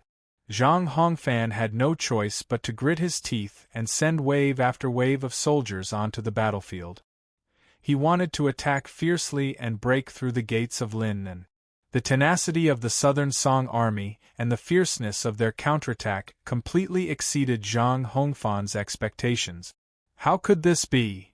As the first deputy general under Boyan's command, Zhang Hongfan had attacked the Southern Song army with Boyan.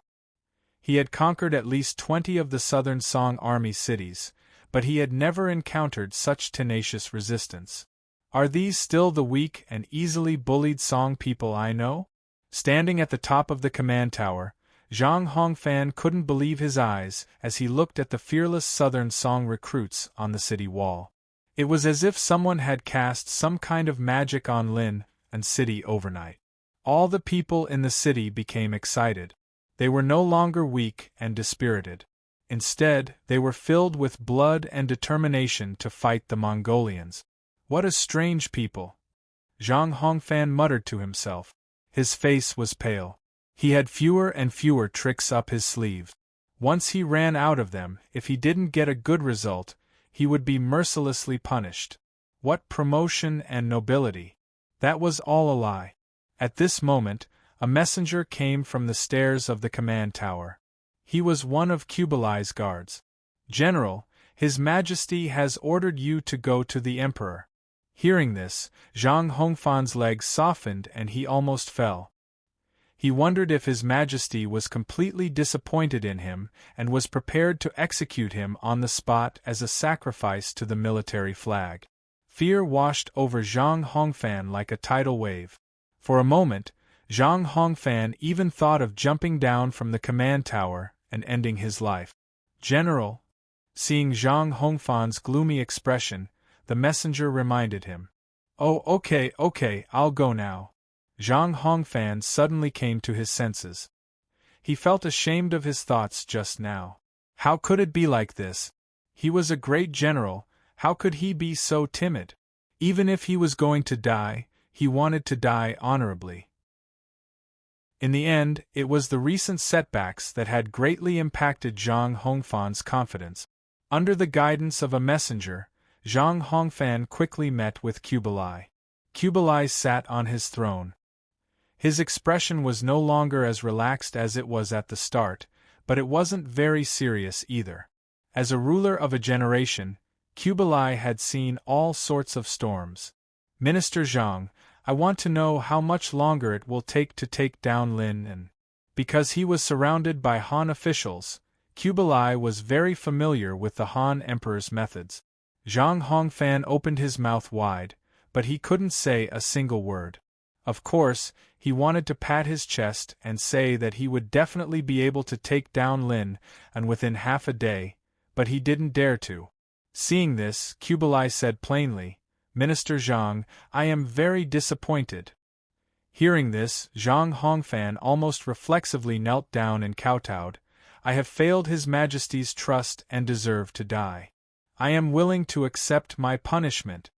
As he spoke, he kowtowed again and again until his forehead broke.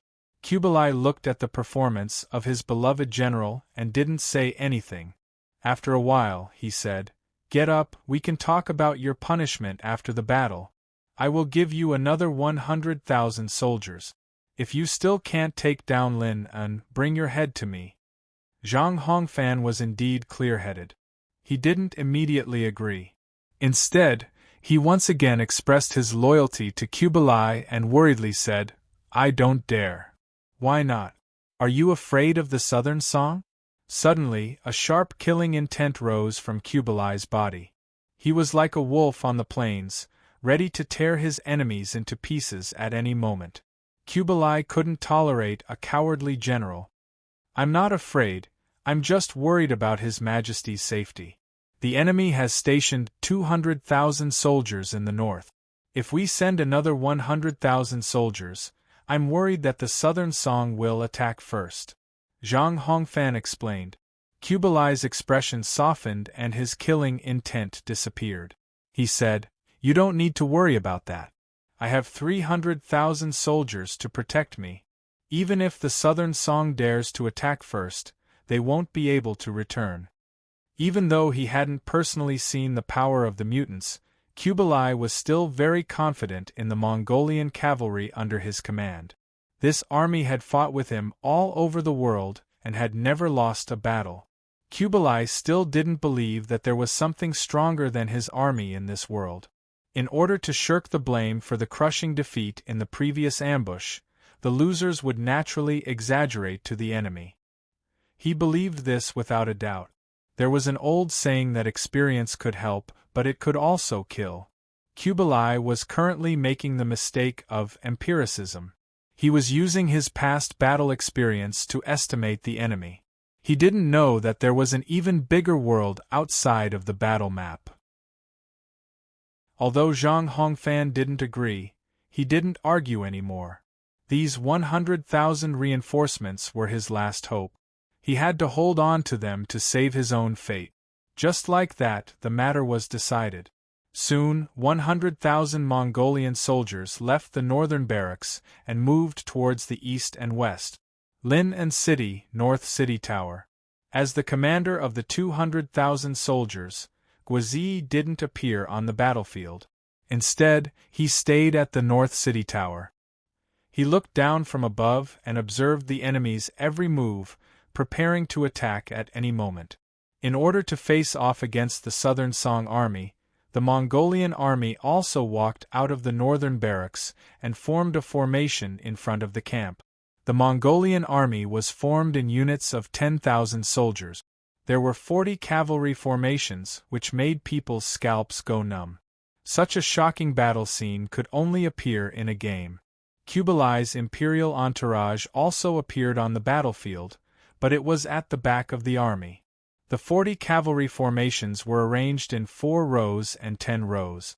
Kublai's personal guards were in the 4th and 5th rows. Just at this moment, 5 10,000-strong soldiers from each side of the formation moved towards the flank. They were the 100,000 soldiers who were sent by Kublai to reinforce the flanks.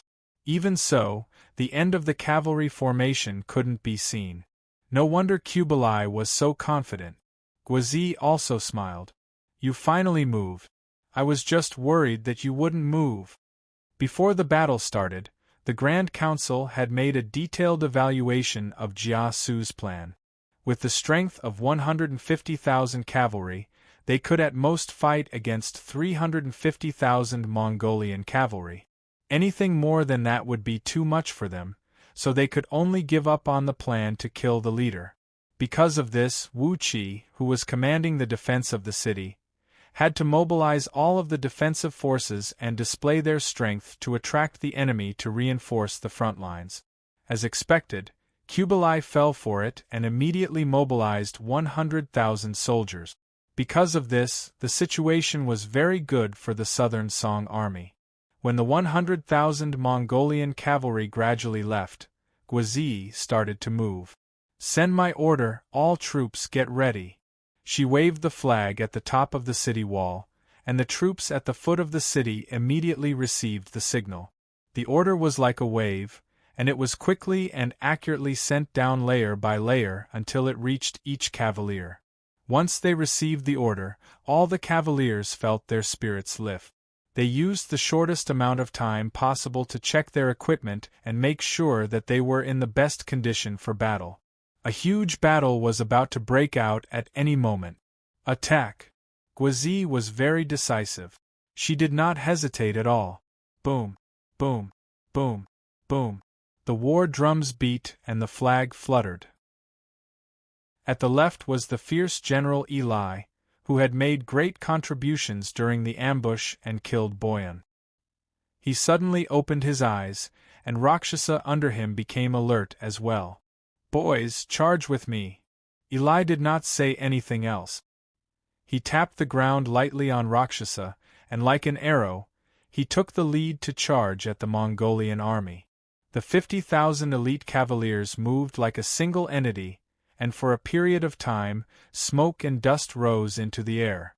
Strangely, the cavaliers at the left did not charge in the usual straight line. Instead, they followed Eli's path and moved diagonally from the left to the center. At the same time, Zhao Zhuang's troops on the right also moved out. Just like the left, the right also moved diagonally from the right to the center. If there were no surprises, the two armies would converge at the center of the enemy army. During this process, the 50,000 elite cavaliers in the center did not move at all, as if they had no intention of charging. A strange charge. The strange behavior of the mutants was quickly noticed by the Mongolian army. When Kublai received the news, he stood up from his seat and grinned. They really dared to come. "All right, let's have a good fight." Although he was the emperor of the Yuan dynasty, Kublai still had the blood of the Gold family flowing in his veins. He was a warrior and a general who had killed countless enemies. Kublai was not afraid of the battlefield at all. On the contrary, the provocation of the mutants aroused Kublai's desire for battle. He could no longer control the boiling blood in his body, and he decided to fight. Walla! Walla! The people around Kublai were all elite Mongolian cavaliers, so they were naturally fearless. Once the order was given, they all turned into wolves and wanted to devour the enemy. Almost at the same time, the Mongolian cavaliers moved. First the first row, then the second, third, and fourth row. It was as if they were going to topple the mountains and overturn the seas. Throughout the entire process, only the 5 formations around Kublai did not move. They loyally guarded the area, acting as the last line of defense for the emperor. The wind was howling, the horses were neighing, and the earth was roaring. At around 11 a.m., a sudden clash of cavaliers occurred in the northern suburbs of Linen City. Because there were too many cavaliers facing off against each other, the charging cavaliers stirred up a cloud of dust that almost covered the entire battlefield. Amidst the cloud of dust, the center of the mutants' army began to move. Chapter 1040. The cavalry on the left and right flanks of the Inhuman army moved to the center and formed a wedge-shaped formation. Just when the two armies were about to meet at the center of the battlefield, they suddenly took a huge turn and moved diagonally from the center to the sides, forming an X shape that did not meet at the center. The X shape was the second and fifth rows of the Mongolian army, and Kublai's carriage was in the 2 square formations behind the X shape. The strength of the Inhuman army was fully displayed in this charge. Since they took the initiative to attack, the 2 flanks were like 2 steel torrents formed by countless bulldozers. Wherever they went, the enemy forces were all flattened. They really flattened everything.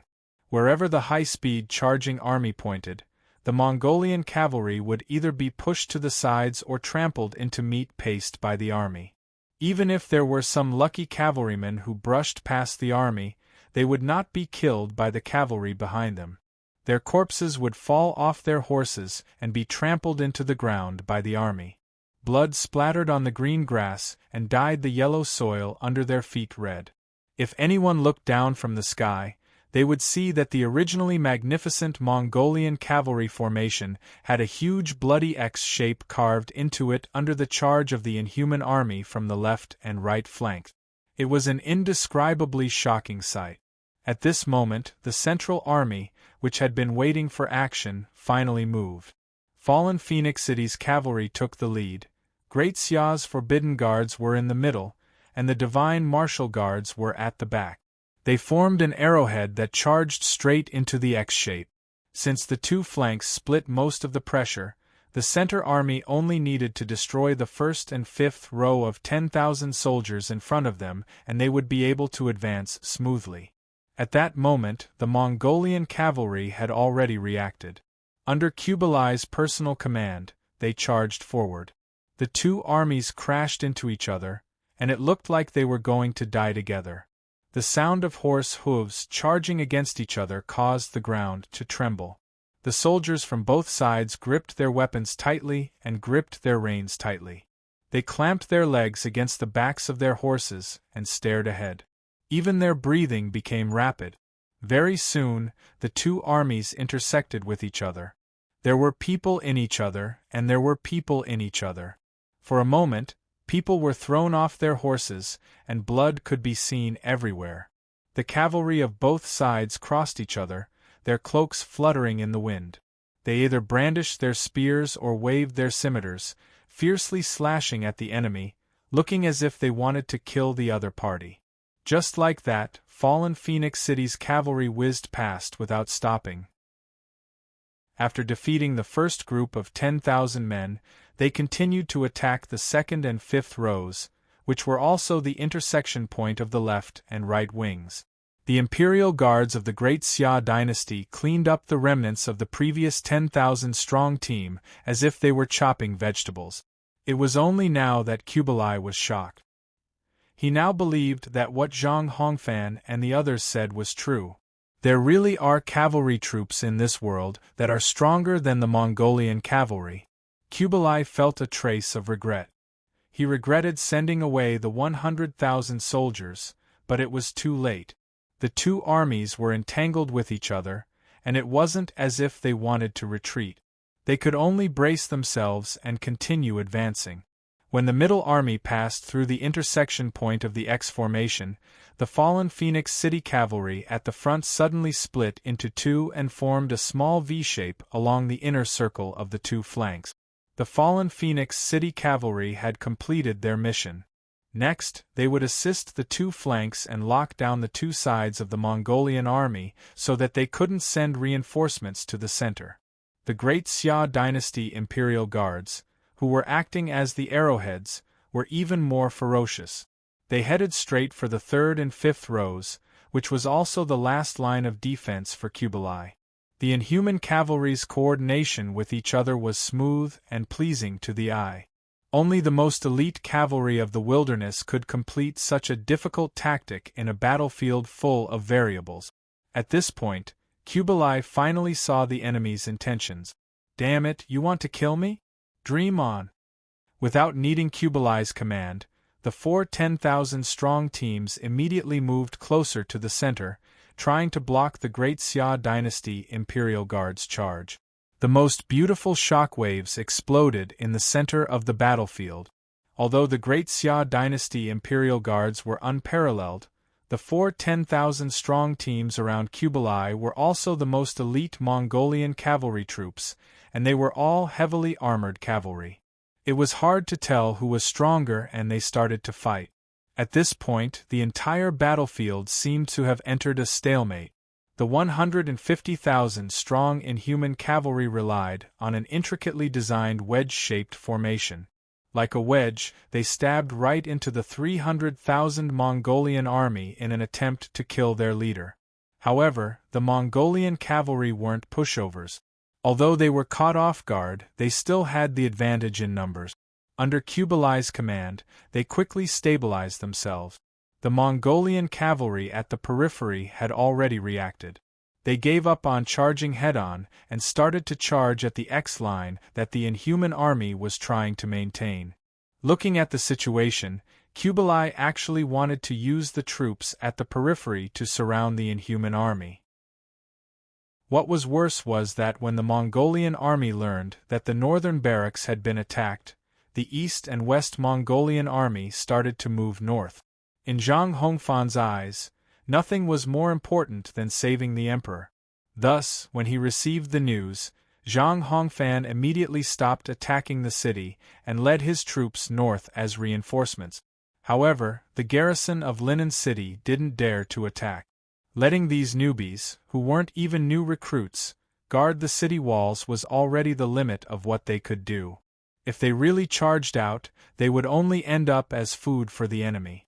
The situation was starting to look bad for the Southern Song army.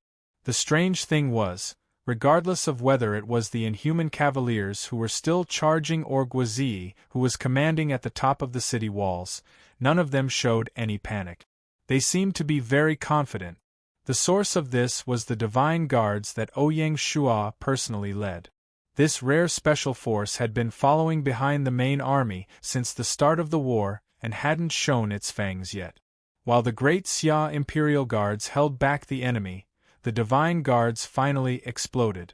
Under Ouyang Shua's personal lead, they were like a sharp arrow that tore through the air and headed straight for Kublai's square formation. Ouyang Shua was very confident in fighting 3,000 against 10,000. After they practiced the War Soldier Codex and used it with the 10,000-year-old stalactite, the strength of the 3,000 Divine Guards had increased to another level. One Divine Guard could fight against 3 Great Xia Imperial Guards. When they grouped together, they were even more terrifying. They could practically kill anyone who stood in their way. The key was time. The Divine Guards had to kill Kublai before the Mongolian reinforcements arrived. This is too difficult. Kublai wasn't a block of wood. He wouldn't just stand there and wait for Ouyang Shua to kill him. Just as the Divine Guards fiercely charged into the 4th and 5th rows, Kublai suddenly did something unexpected. He actually abandoned the main army and retreated back to the campsite under the protection of his personal guards. Kublai ran away. This didn't mean that Kublai was a coward. It was just that this emperor had already seen the situation clearly and knew that as long as they maintained this stalemate, the Mongolian army would definitely win. However, the prerequisite was that Kublai couldn't stay on the battlefield and distract the Mongolian army. While retreating, Kublai even felt a bit proud. The inhuman army's seemingly meticulous plan was actually digging a huge hole for themselves. They were practically asking for their own death. Kublai's mood suddenly became very good. On the battlefield, Ouyang Shua swept the sky demon's spear in his hand forward. A black light flashed and instantly killed 4 to 5 Mongolian cavaliers. Seeing that Kublai was about to escape, Ouyang Shua smiled coldly. In the end, I still have to use my trump card. Ouyang Shua quickly took out a card from his chest pocket. River East Warrior Summon Card. Purple gold one-time consumable. After using, the user can summon 10,000 River East Warriors to assist them in battle. Lasts for 12 hours. Summon. Ouyang Shua didn't hesitate and immediately used it. As long as he could kill Kublai, using a purple gold grade item was completely worth it. Ouyang Shua didn't believe that Kublai wouldn't drop any treasures after he died. With Ouyang Shua at the center, a large ball of white light suddenly rose up, blinding everyone's eyes. This white light was extremely domineering, and it spread out at a visible speed. There seemed to be a mysterious power within the white light that could distinguish between friend and foe. It pushed away the Mongolian cavaliers who were still fighting with the divine guards until an empty space that could hold 10,000 people appeared.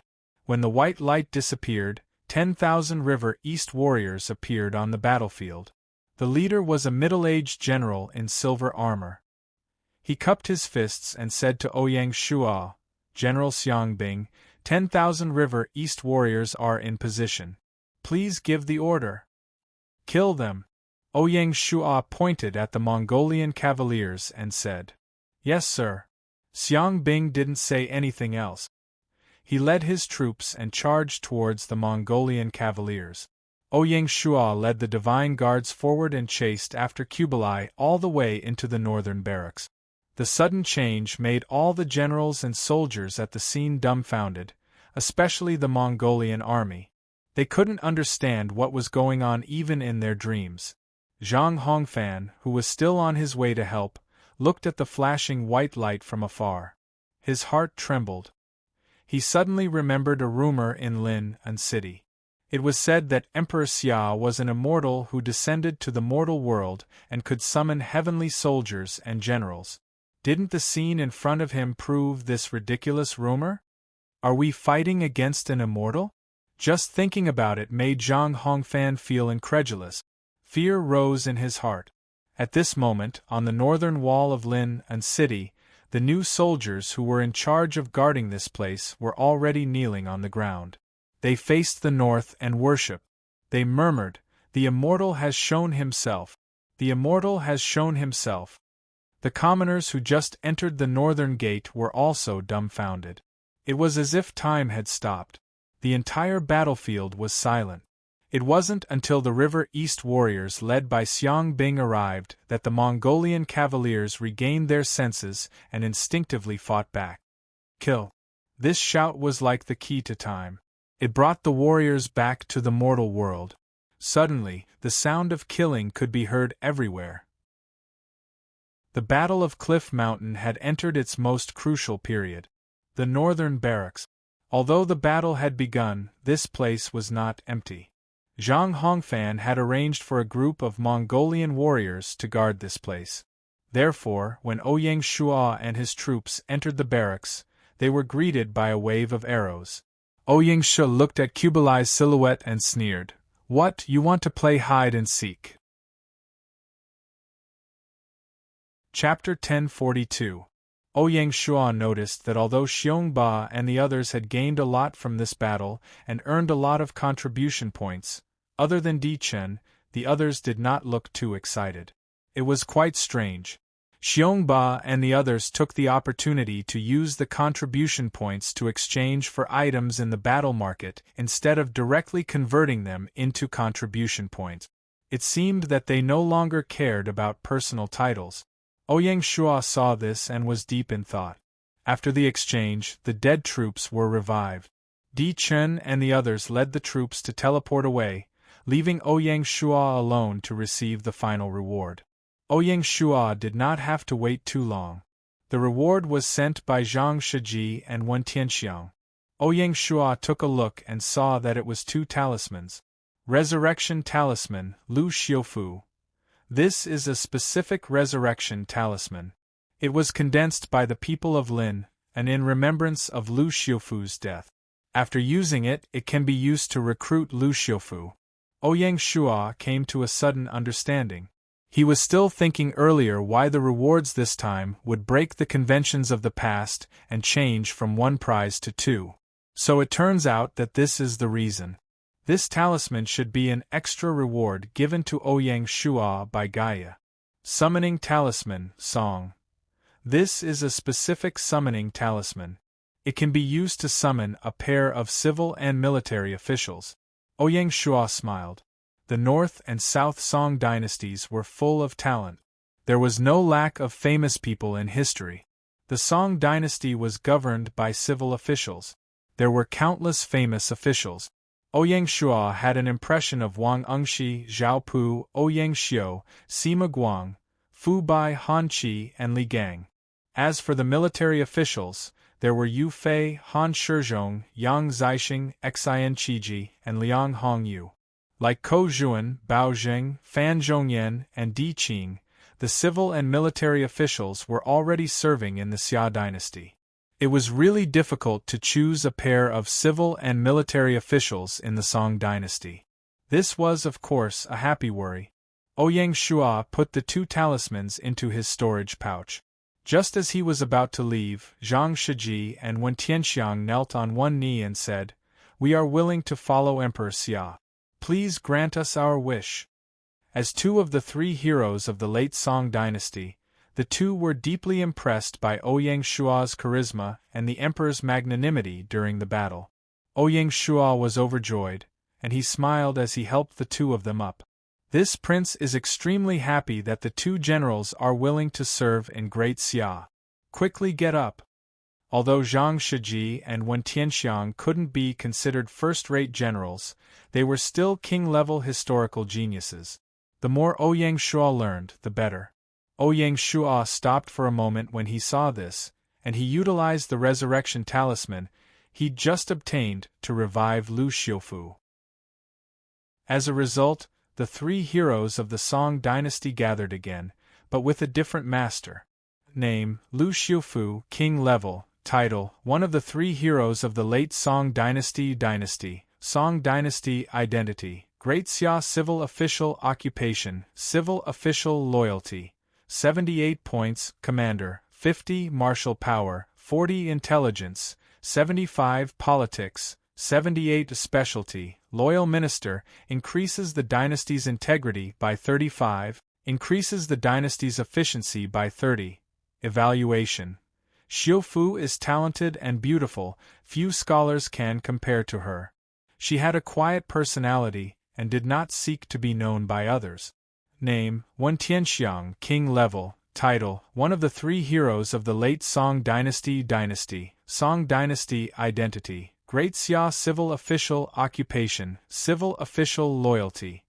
78 points, Commander, 70 martial power, 45 intelligence, 72 politics, 70 specialty, loyal, increases the dynasty's integrity by 40, increases the dynasty's efficiency by 20, increases the dynasty's level of humanities by 15.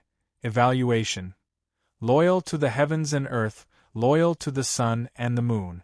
Name: Zhang Shiji, king level. Title: one of the 3 heroes of the Song dynasty. Song dynasty identity: Great Xia general occupation, special class general loyalty. 78 points, Commander, 75 martial power, 70 intelligence, 65 politics, 68 specialty, righteous general, increases the army's attack power by 20, increases the army's movement speed by 15. Evaluation: the reconstruction of the people really depended on the strength of the heroes. However, he had no ambition. He had a large army and only wanted to escape. It was a pity that he lost the Battle of Mount Shao. With the 3 heroes of the Song dynasty and 150,000 merit points, Ouyang Shuo didn't stay any longer and teleported away from the map. As soon as he returned to Shanghai City, he heard a series of system announcements. System announcement: the Battle of Cliff Mountain has officially ended. The main historical figures of the Song dynasty have automatically joined the game. Please explore on your own. The Song dynasty occupied an important position in Huaxia's 5,000 years of history. Apart from the civil and military officials mentioned earlier, there were also a large number of great talents in other fields who shone in the annals of history. For example, famous doctors like Song Ci and Qian Yi, literary giants like Su Shi, Tsing Gong, Yan Shu, Lu Yu, Yang Wanli and Li Qingzhao, thinkers like Zhu Xi, Zhou Dunyi, Zhang Zai and Chen Tuan, inventors like Bai Sheng and Shen Kuo, and even the famous courtesan Li Shirshi and the founder of the Chuanjian sect, Wang Chongyang. Without a doubt, the addition of the historical figures of the Song dynasty would greatly enrich the talent pool in the wilderness. System announcement: the Battle of Cliff Mountain has officially ended. The main historical figures of the Yuan dynasty have automatically joined the game. Please explore on your own. In the end, Gaia skipped the Yuan dynasty and directly joined the game. Compared to the Song dynasty, the historical figures of the Yuan dynasty seemed a little lacking, especially in terms of civil officials and generals. There were few great talents that could be remembered by history. However, in the field of humanities, there were famous people like the 4 great families of the Yuan dynasty, Ma Ziyuan, Guan Hanqing, Bai Pu, and Jing Guangzhu, who left their mark in the long river of history. After that, there were only the Ming and Qing dynasties left. System announcement: the Battle of Cliff Mountain has officially ended. The Wushan sect and other martial arts sects have automatically joined the game. Please explore on your own. By the beginning of the Song dynasty, the whole of Jianghu had become quite lively. Apart from Wang Chongyang of the Chuanjian sect, the martial arts sects of the Song and Yuan dynasties had sprung up like bamboo shoots after a spring rain. The whole of Jianghu had gradually become complete. System announcement: the Battle of Cliff Mountain has officially ended. The founder of the Song dynasty, Zhao Kuangyin, has entered Xiangyang. The Xiangyang court has automatically been replaced by the Song dynasty. Zhao Pu, Murong Yanzhao, Gao Huaid, Wang Shenqi, Han Lingquan, Shi Shouxin, Zhang Lingduo, Zhang Guanghan, Zhao Yanwei, and other famous officials and generals have automatically joined the Song dynasty. Emperor Qin and Emperor Hanwu, the founder of the Tang sect.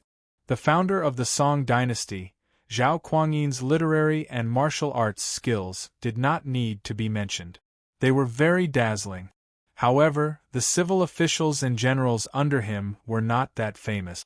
After he gave up his military power, most of them were lost in the long river of history.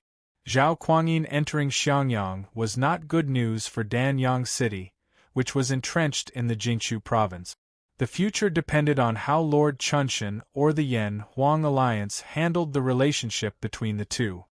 System announcement: the Battle of Cliff Mountain has officially ended.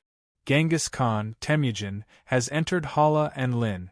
The Mongolian tribes have automatically been replaced by the Great Mongolian Empire.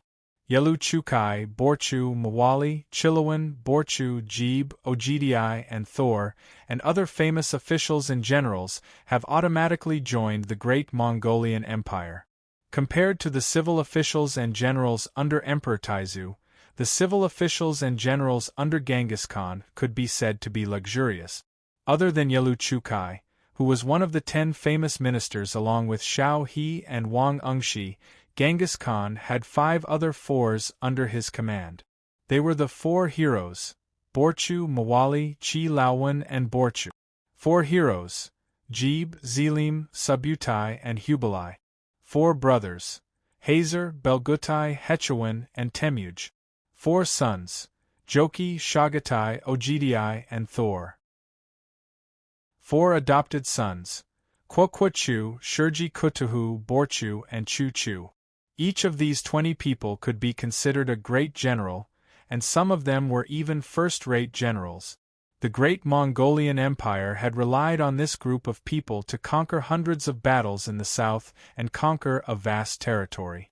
It could be foreseen that as this group of people followed Genghis Khan and appeared in the great Mongolian Empire, it would set off a storm in the Mongolian grasslands, or even the entire wilderness. It was not without reason that Ouyang Shua had always been wary of the Mongolian tribes. System announcement: the Battle of Cliff Mountain has officially ended. Dali Zhongzong Duan Zhengchun has entered Dali. The Dali Imperial Court has automatically been replaced by the Dali Empire. Duan Yu and other famous officials and generals have automatically joined the Dali Empire. Among the 9 great king cities, the Dali Imperial Court was probably the weakest. It did not even have any decent civil officials or generals. Even so, with the emperor residing in the imperial court, the Dali Imperial Court would change and become a force that could not be ignored in the wilderness. Not to mention anything else, just the 1 million imperial guards was enough to explain everything. Fortunately, Ouyang Shua was already mentally prepared for this.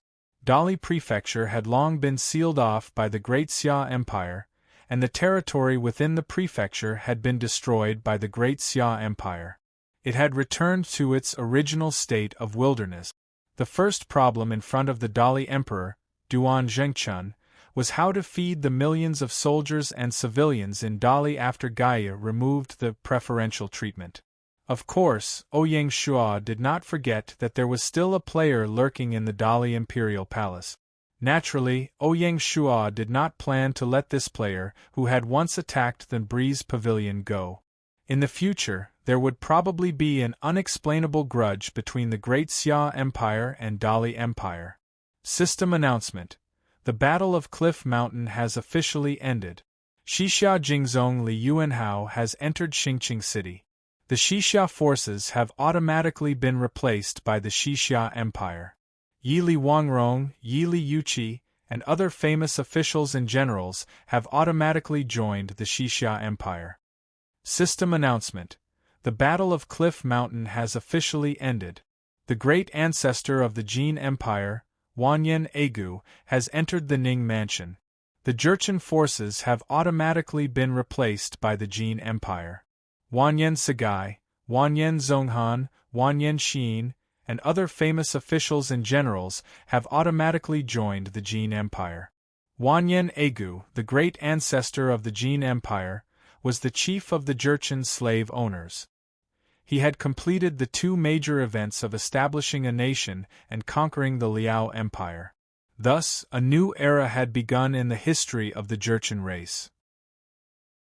What was even more incredible was that 400 years after the fall of the Jin Empire, in 1615 AD, the leader of the Jurchen people in Jianzhou, Nurhasai, established a nation in Hechuala City. The nation was called the Great Jin, and was known as the later Jin in history. In 1635 AD, Huang Taiji changed the name to the Manchus. In 1644, the Qing dynasty established by the Manchus entered the Central Plains and became the second dynasty in the history of China. The Great Song dynasty, the Great Mongolia Empire, the Dali Empire, the Xixia Empire, and the Jin Empire had just finished the Battle of Cliff Mountain, and 5 major forces had already entered the wilderness. Their momentum was fierce, and the impact on the players in the China region could be imagined.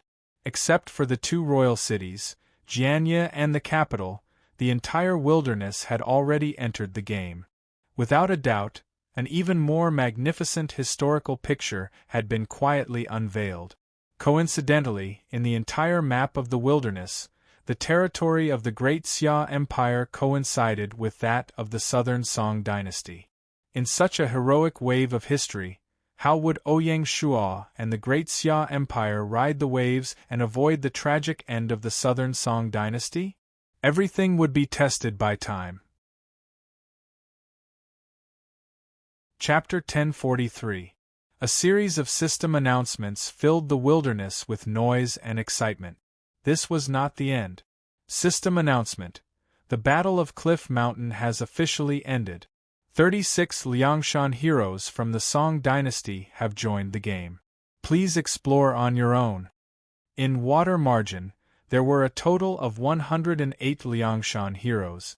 Only 36 of them actually existed. The remaining 72 were added by the author, Serene, for the sake of the novel's plot. These 36 people were Song Jiang, Chao Gai, Wu Yong, Lu Junyi, Guan Sheng, Shijin, Chai Jin, Ruan Xiao Er, Ruan Xiaowu, Ruan Xiaoqi, Lu Tang, Zhang Qing, Yan Qing, Sun Li, Zhang Shun, Zhang Heng, Huyan Zhua, Li Jun, Huarong, Qin Ming, Li Kuei, Lei Heng, Daizong, Sua Chao, Yang Ji, Yang Xiong, Dong Ping, Jiezhen, Jiebao, Zhu Tong, Mu Heng, Shirxiu, Su Ning, Li Ying, Flower Monk, and Wu Song. Even so, the appearance of the 36 Liangshan heroes in the wilderness would probably cause a stir. This was because none of them were people who would let others off easy. If not, Gaia would not have issued a system announcement. It was unknown how many of them would take the initiative to join Great Xia. The system announcements did not stop. The last one was related to Ouyang Shua. System announcement. Congratulations to player Not Have Clothes for gathering the 3 heroes of the late Song dynasty, Lu Xiufu, Zhang Shiji, and Wen Tianxiang. You will be rewarded with a King Summoning Talisman and 100,000 reputation points. Di Chun and the others almost vomited blood when they heard the announcement. How can this be? How can all the benefits be taken by the old fox? Di Chun felt wronged. Yan Huang Alliance had put in a lot of effort in the battle map. Why was Ouyang Shua the only one who benefited in the end? It was simply too unfair. Di Chun and the others could only blame themselves for not having Ouyang Shua's charisma. Ouyang Shua was secretly pleased. Not only did the Battle of Cliff Mountain give him 150,000 merit points, but he also recruited 6 historical talents at once. It was a great harvest. After making arrangements for Lu Xiufu and the others, Ouyang Shua returned to the Imperial Study and took out 2 summoning amulets. Ouyang Shua tore open the King's summoning amulet that was rewarded by Gaia. A white light flashed and a peerless beauty appeared. Your servant Li Shirshir greets your majesty. Ouyang Shua was obviously startled. He didn't expect that he would summon such a special person.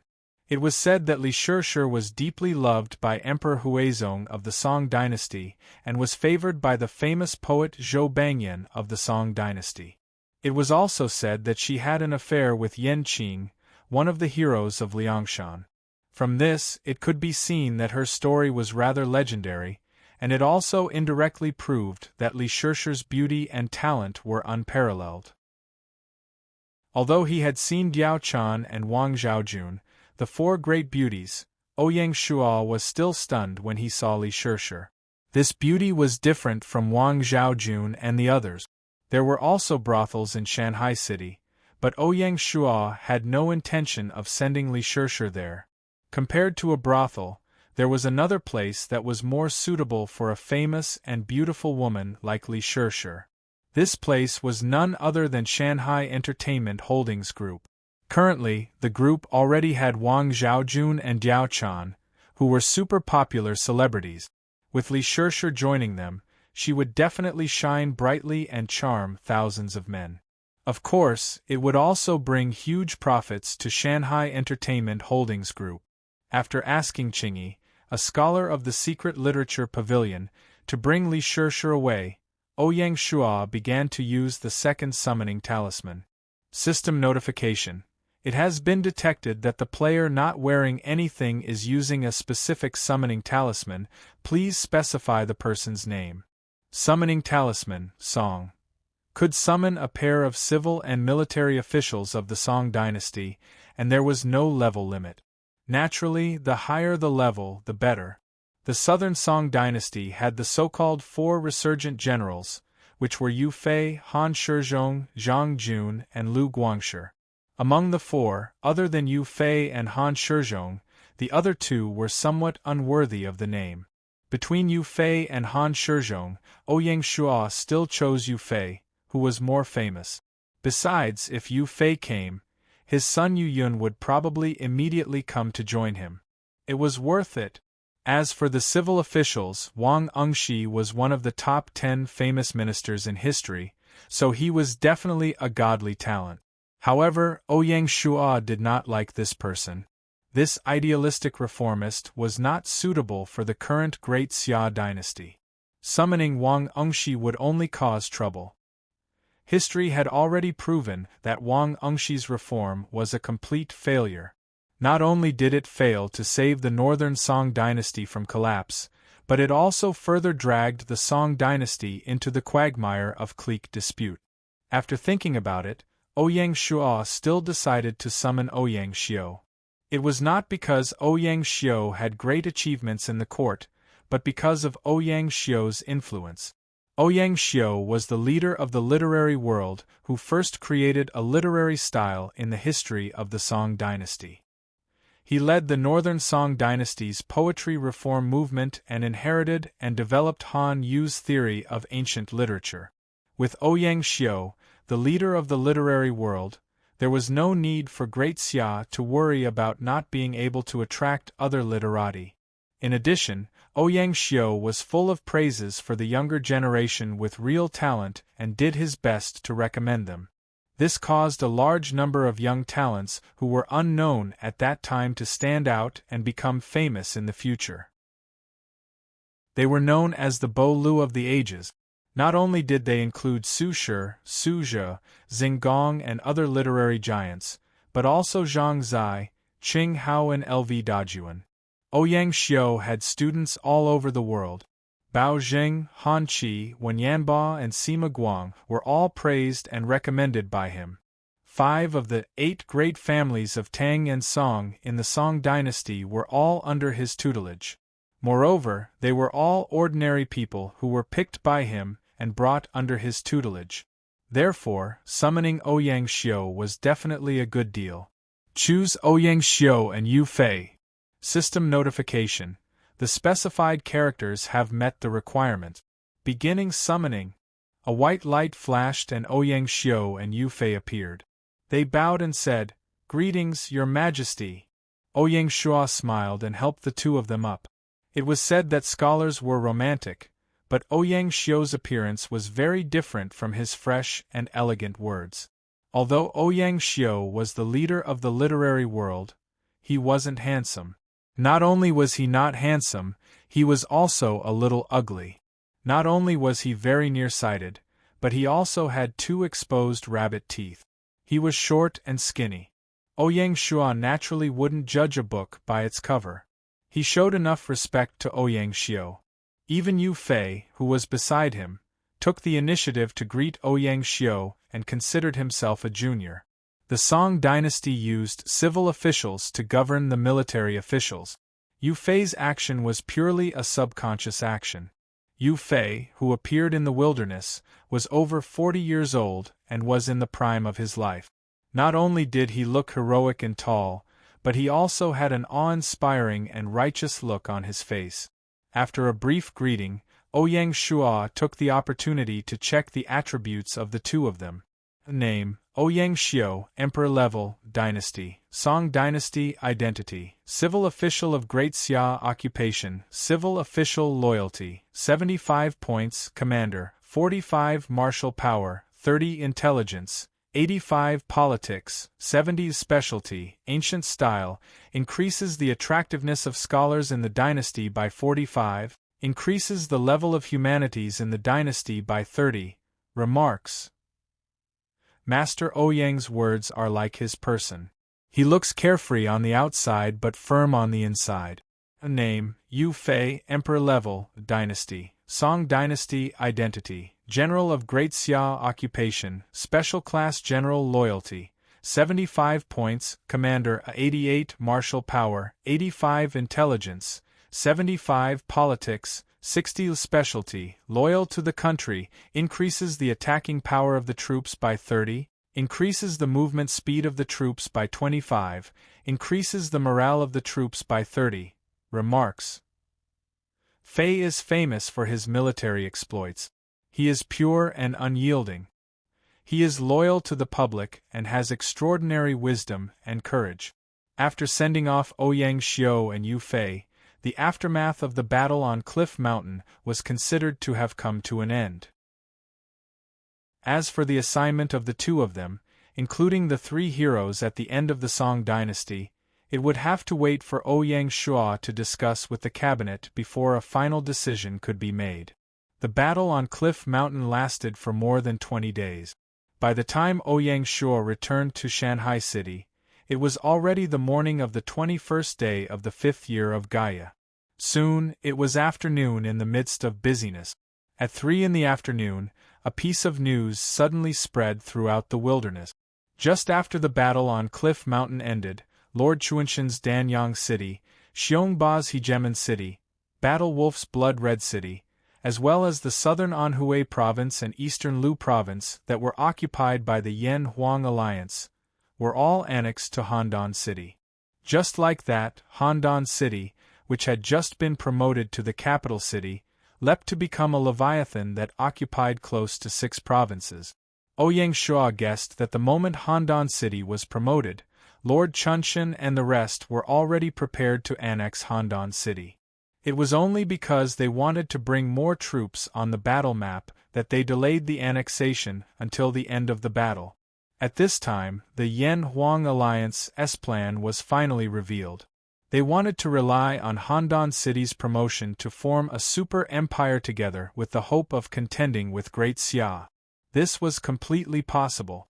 Unlike the southern border where Great Xia was entrenched, the 5 provinces that were annexed to Handan City were traditionally rich and populous.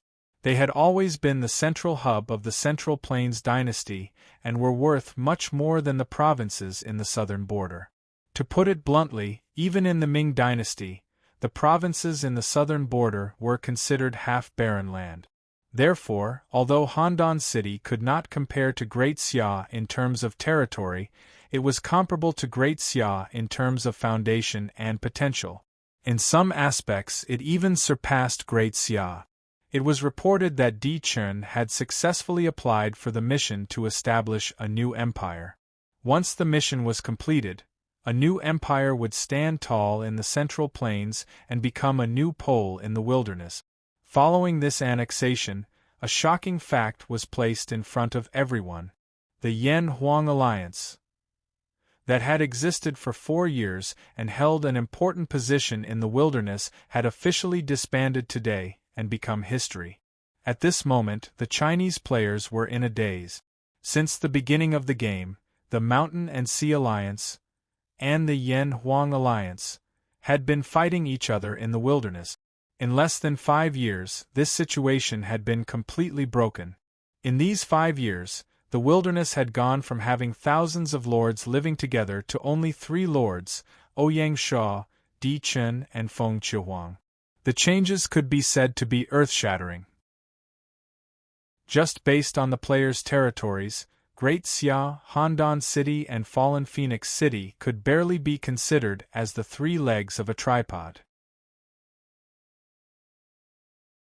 Chapter 1044. 22nd of the 5th month, Xia Palace. Ouyang Xiu gently put down the matter of Handan City, because it was already within his expectations. In the royal study, Ouyang Xiu was discussing the arrangements for Ouyang Xiu, Lu Xiufu and Wen Tianxiang. As for Yu Fei and Zhang Shiji, according to the rules, they will first train in the military for a month before being assigned to the Imperial Guards.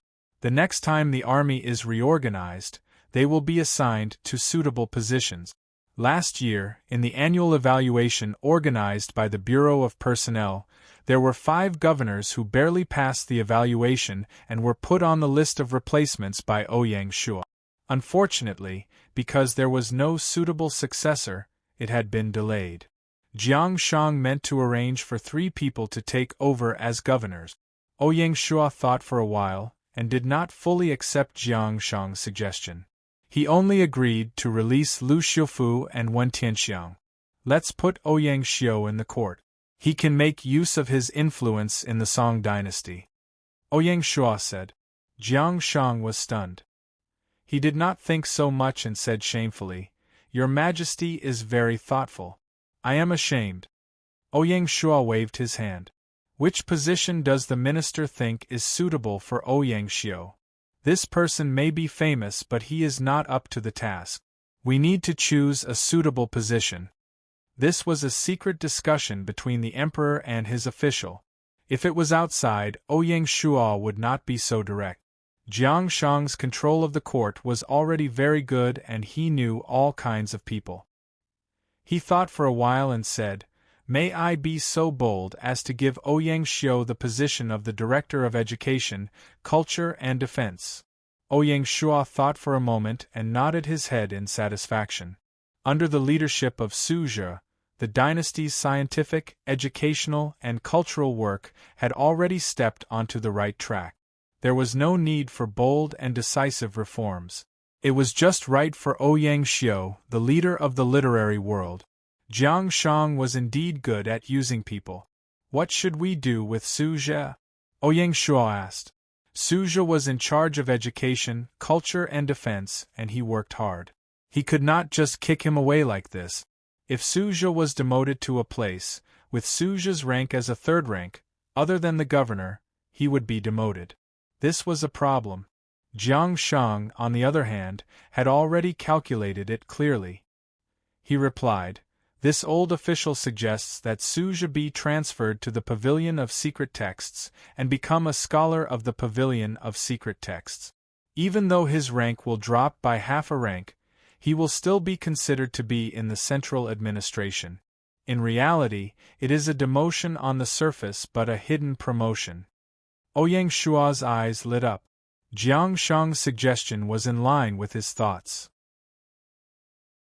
As the affairs of the dynasty became increasingly heavy, the burden on Qingyi, the scholar of the Pavilion of Secret Texts, also became heavier and heavier. Although the Pavilion of Secret Texts had added 4 secretaries to assist Qingyi, they were still too busy. Transferring Suzhi into the Secret Texts Pavilion was undoubtedly a clever move. Although Suzhi's literary talent was not as good as his older brother Suzhi's, he had a keen insight and pragmatic approach to politics. He was very suitable for the Secret Texts Pavilion. With Suzhi's help, Qingyi could relax a lot. After thinking for a while, Ouyang Xiu suddenly asked, How was Feng Qingyue's performance in the Shu province? It had already been more than half a year since Feng Qingyue assisted the governor of Shu Prefecture, Tian Wenjing, in eliminating the hidden dangers in Shu Prefecture. Ouyang Xiu thought that it was about time for Feng Qingyue's test to come to an end. Ouyang Xiu didn't want to break the connection with the Feng family just like that. Jiang Shang replied, According to the governor of Shu Prefecture, Tian Wenjing's monthly court bulletin, he is very satisfied with Feng Qingyue. His words are full of praises. Some time ago, Tian Wenjing also requested the imperial court to officially appoint Feng Qingyue as a subordinate of the governor's yamen. Ouyang Xiu was a little surprised. Tian Wenjing was a cold-faced governor. Since he took the initiative to mention this matter, it was enough to prove that Feng Qingyue's work in the past half a year was recognized by Tian Wenjing. Speaking of which, Feng Qingyue was really patient. In the past half a year, Ouyang Xiu almost didn't care about her, but Feng Qingyue didn't throw a tantrum. Instead, she quietly fulfilled her duties in Shu. She was really a strange woman. Ouyang Xiu joked. It seems that our cold-faced governor is cold on the outside but warm on the inside. Jiang Shang smiled stiffly.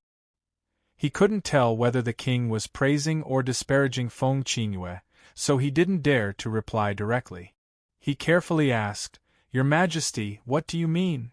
Ouyang Xiu stopped smiling and said faintly, Since Feng Qingyue has been recognized by the superior, we can't just let her be. Immediately issue a decree to transfer Feng Qingyue to the Secret Texts Pavilion and temporarily take up the position of a secretary. Ouyang Shuo still wanted to observe Feng Qingyue for a while, and didn't rush to make a conclusion. After all, Feng Qingyue came from one of the 6 great clans. He couldn't be too cautious when dealing with such a sensitive person. Of course, if he used this person correctly, it would be a milestone for Great Xia. Yes. Jiang Shang nodded. He finally understood why the king suddenly asked about Feng Qingyue. Taking the opportunity to add Su Zhe and Feng Qingyue, Ouyang Shuo made a small adjustment to the secret texts pavilion. He officially appointed Qingyi as the Palm Seal Scholar of the Secret Texts Pavilion and made it clear that she was the head of all the scholars in the Secret Texts Pavilion. Of course, Qingyi's rank was still primary rank 4. The nature of the Secret Texts Pavilion meant that Ouyang Shuo couldn't give her a high rank. In addition, Ouyang Shuo also issued a decree to further expand the Secret Texts Pavilion. He added 6 secretaries at once.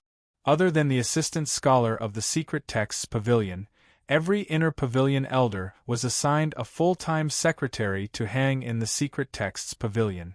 Different from the 4 great academies, other than the 3 inner pavilion elders, there weren't any clerks to handle documents in the inner pavilion. All the affairs of the inner pavilion had to be handled by the 3 inner pavilion elders. Unfortunately, the inner pavilion elders were already old, so it was inevitable that they wouldn't have enough energy.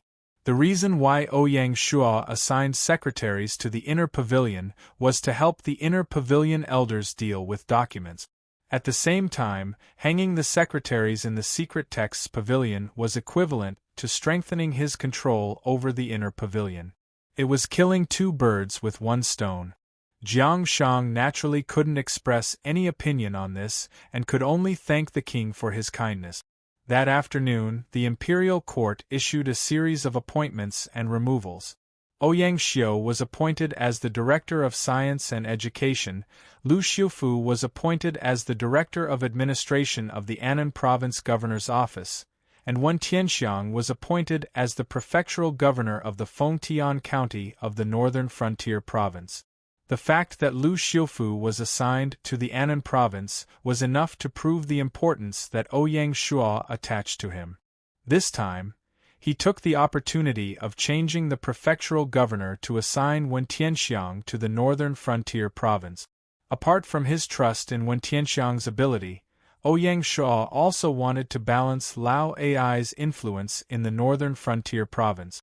Ever since the incident of the dragon seeking acupoints, Ouyang Shuo had deeply understood the principle that people's hearts would change. The best way to ensure that the subordinates wouldn't change their minds was to not give them a chance to change their mind. Before the temptation even showed any signs, they had to cut it off decisively. Take Lao Ai as an example.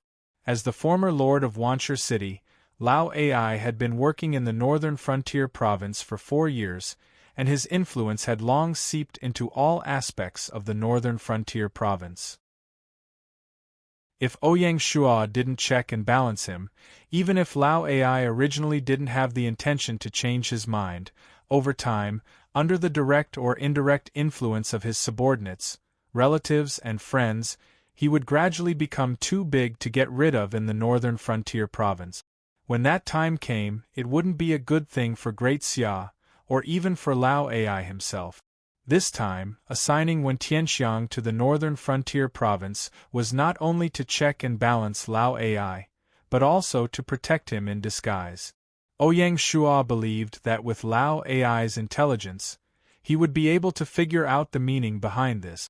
Apart from the 3 new civil officials, the imperial court also had other appointments and removals. Qing Yi, a scholar of the Secret Texts Pavilion, was promoted to the Palm Seal Scholar of the Secret Texts Pavilion. Su Zhe was relieved of his post as the Director of Education and Civil Guard, and was transferred to the position of a Scholar of the Secret Texts Pavilion. Feng Qingyue was officially transferred to the position of Secretary of the Secret Texts Pavilion. At the same time, according to the order of the king, the cabinet would also organize an internal selection to select 6 secretaries with both ability and integrity for the Secret Texts Pavilion. As soon as the news came out, the imperial court was shocked. As the central organization closest to the king, although the secret texts pavilion's grade wasn't high, it was the ladder to the promotion of young officials. To be selected to be a secretary of the secret texts pavilion meant that they had obtained the recognition of both the king and the cabinet. In addition, with the special function of the secret texts pavilion, not only could they increase their knowledge and come into contact with the core secrets of the imperial court, they would also have a lot of opportunities to interact with the ministers of the imperial court. As long as they could gain experience in the secret texts pavilion for a year or two, it wouldn't be a problem for them to be sent out as a prefectural governor. As such, how could it not cause a sensation in the imperial court? For a moment, countless young talents displayed their abilities like the 8 immortals crossing the sea. They went around to inquire about information and ask people to plead for a position. As for this matter, Ouyang Shua gave full authority to the cabinet and no longer asked about it. 3:00 in the afternoon. After signing the appointment and removals, Ouyang Shua summoned Zhang Liang, the Grand Secretary of the Treasury, to the imperial study. Following the changes in the secret texts pavilion, the layout of the imperial study would also be adjusted. As an official of the secret texts pavilion, Qingyi would no longer work in the imperial study. Instead, she would be assigned to a separate room next to the imperial study. That area would also be the yamen of the secret texts pavilion and would have an independent entrance. There was a door between the two areas.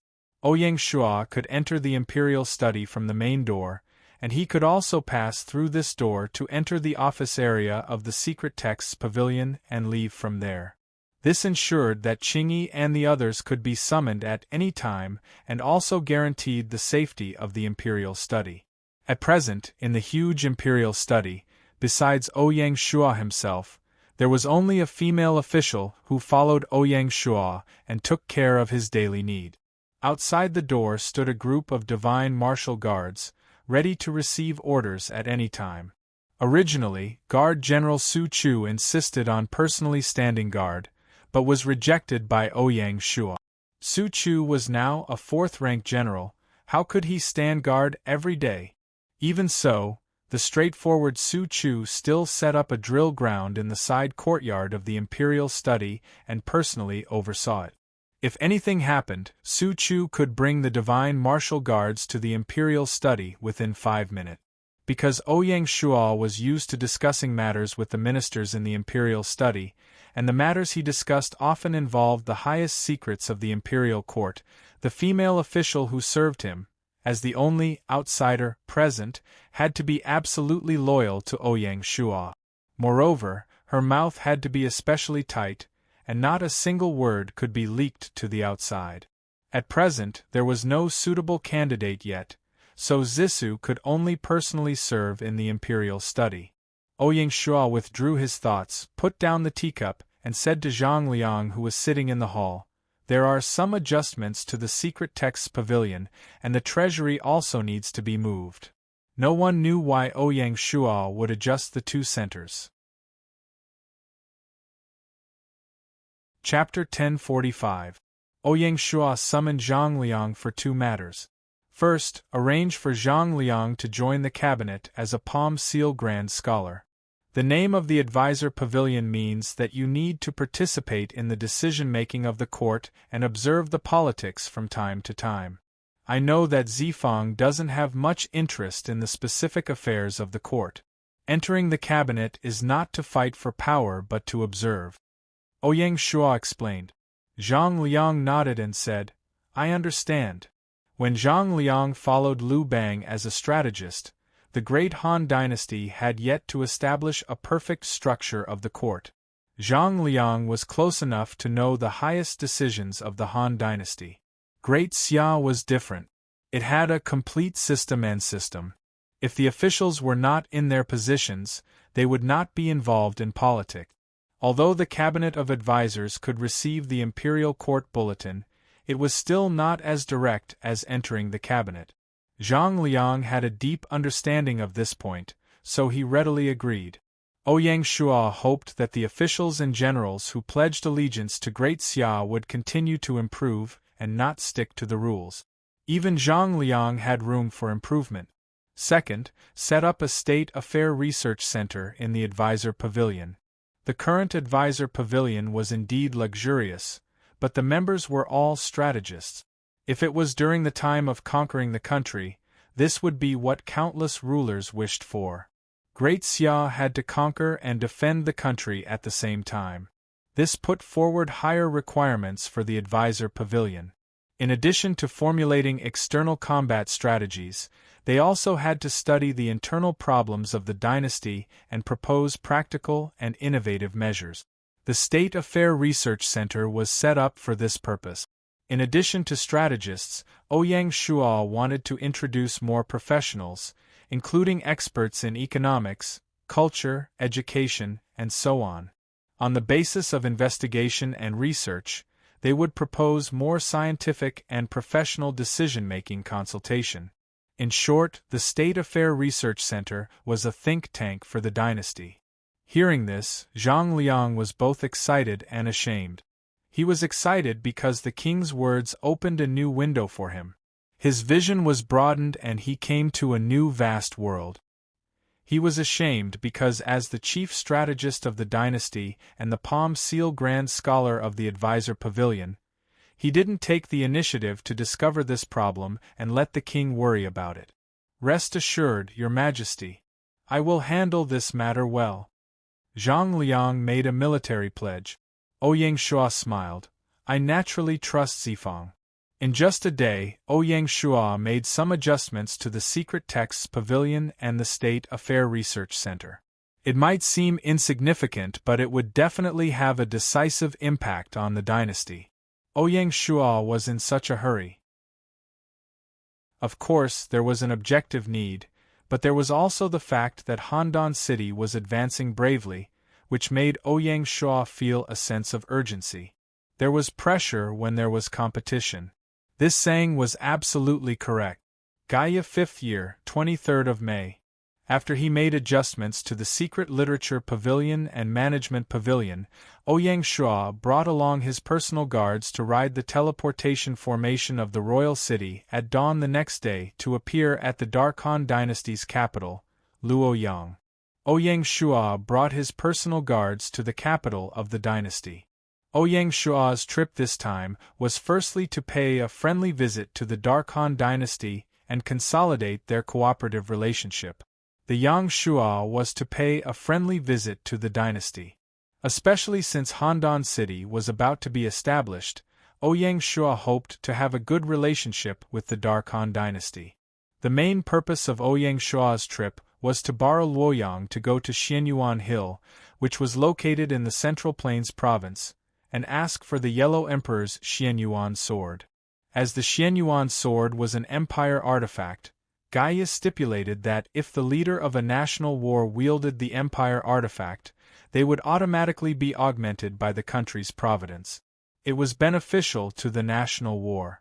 Seeing that the kingdom war was just around the corner, Ouyang Shua naturally had to settle this matter. Before this, the Chinese adventurers were still guessing how Ouyang Shua would obtain the Xianyuan sword, or if he would just give up. After all, the Yellow Emperor had gone into seclusion and refused to see outsiders. Even the Yellow Emperor's tribe was very low-key. Apart from appearing once during the founding of the Xia Kingdom, they had been quiet ever since. In the land of China, the Yellow Emperor had an extraordinary status. Although the Xianyuan Dune was located in the Darkhan dynasty, Emperor Wu of Han did not dare to have any thoughts about it. He only designated the area within 500 miles of the Xianyuan Dune as a forbidden area. If the Yellow Emperor was unwilling, no one would be able to obtain the Xianyuan sword. Even Ouyang Shua didn't have 100% certainty. He just wanted to give it a try and went to the Xianyuan mound to take a look. The next morning, Ouyang Shua and the others left Luoyang and set off for the Xianyuan Dune. When the Luoyang players received the news, they followed.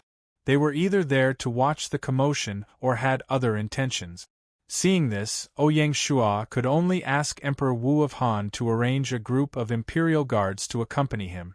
This place was the Dark Han dynasty, so it wasn't convenient for Ouyang Shua to bring the divine martial guards over so as to avoid causing unnecessary misunderstandings.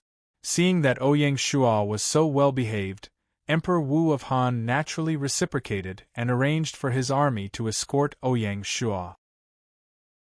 If something happened to Ouyang Shua in Great Han's territory, Emperor Wu of Han would also lose face. The group of people left the city in a mighty manner. The Xianyuan Dune was located to the east of Luoyang, roughly between Luoyang and Chen County. Its geographical location was very unique. It was the land of the Great Wilderness, the land of the Middle Earth of the 5 elements, and it was also in the middle of the world. The Yellow Emperor was the earth virtue of the 5 elements. Ouyang Shua and his party arrived at Xianyuan Hill at noon. As far as the eye could see, the architectural layout and style were shockingly identical to Yellow Emperor City in the Zhuolu battle. "Who are you?" the city gate guard asked.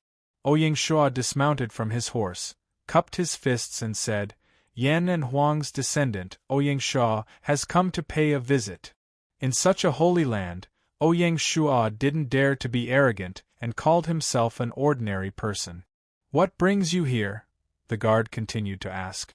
Ouyang Shua replied, "I came to ask for the Xianyuan sword." "How dare you?"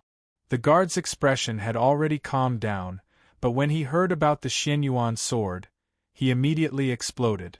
As he spoke, a row of archers appeared on the city wall, staring at Ouyang Shua and his party. It was no wonder that the guard was so nervous. Ever since the Yellow Emperor's tribe appeared in the wilderness, the guards at the city gate had lost count of the number of reckless robbers they had encountered in an attempt to seize the Xianyuan sword. "Protect the king." With a swoosh, Su Chu led the personal guards to form a defensive wall with their shield. The atmosphere at the scene suddenly became tense. The accompanying players saw this and said regretfully, "It seems that Emperor Xia's reputation is not very useful. The Yellow Emperor's tribe is really a no-go zone, everyone will hit a wall." Most of the players still hoped that Ouyang Shua would get the Xianyuan sword. After all, it was all the players who benefited. There were also people who said sourly, "Haha, Ouyang Shua relied on the fact that the Yellow Emperor's tribe had once sent people to Great Xia to congratulate him, so he thought that the Yellow Emperor thought highly of him. He really thought too highly of himself. Now he's embarrassed." When Ouyang Shua arrived at Luoyang, he was personally welcomed by Emperor Wu of Han. When he arrived at Xianyuan Hill, he was protected by the Great Han Imperial Army. The ordinary players were extremely jealous of him.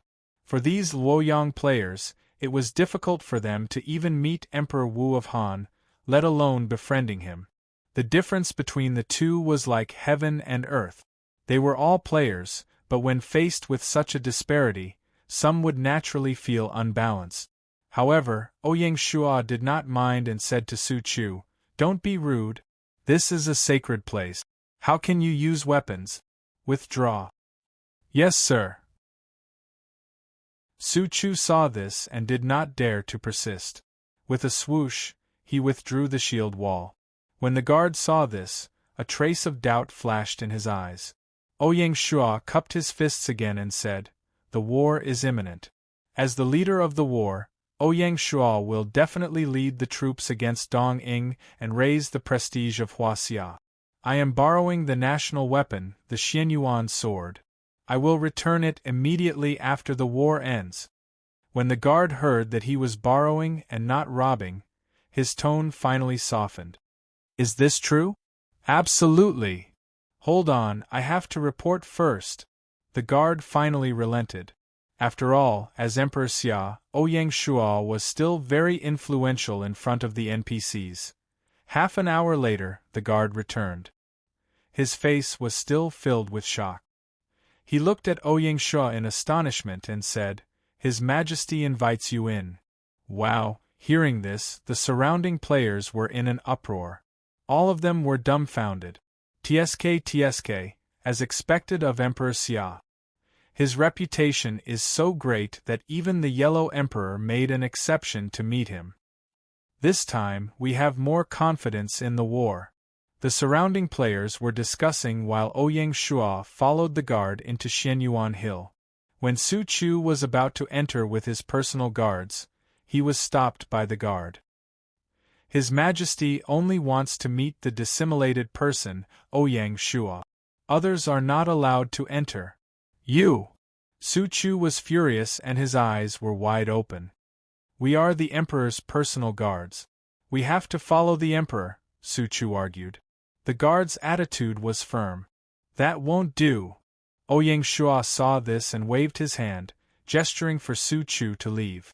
Su Chu saw this and glared at the guard again. He said fiercely, "Listen to me. If anything happens to the Emperor, I will lead my troops to raise Xianyuan Hill." The guard was not afraid and walked straight away. After passing through the streets, the guard brought Ouyang Shua to the front of the palace. The scene was exactly the same as the battle at Zhuolu. After passing through the palace and entering the main hall, Ouyang Shua finally saw the Yellow Emperor. Compared to the battle at Zhuolu, the Yellow Emperor looked much older. Ouyang Shua took the initiative to bow. "Greetings, Your Majesty." "Dissimulated person, Ouyang Shua. I remember you." The Yellow Emperor's voice was a little hoarse. He seemed to be in poor health. "You are not bad. You are worthy of the name of Huaxia." When Ouyang Shua heard this, he could not help but feel a sense of pride. In the whole world, how many people could be praised by the Yellow Emperor? This was a great honor. Ouyang Shua is not talented, but I am willing to continue to expand the territory and raise the prestige of Huaxia. Good. The Yellow Emperor seemed very happy. He took the Xianyuan sword from his waist and raised it in front of him with his right hand. "With such ambition, you can wear this sword. Take it." Ouyang Shua did not dare to be negligent.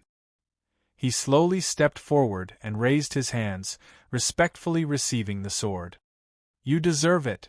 The Yellow Emperor was in high spirits. When Ouyang Shua saw this, he casually put the Xianyuan sword on the right side of his waist. On the left side, he always wore the Scarlet Knight sword that never left him. No matter how noble the Xianyuan sword was, the Scarlet Knight sword was the symbol of Ouyang Shua's identity. When the Yellow Emperor saw this, he seemed to be deep in thought. You're tuning in to the Phoenix Knights YouTube channel. Don't forget to subscribe and join us on this journey to catch the most captivating stories.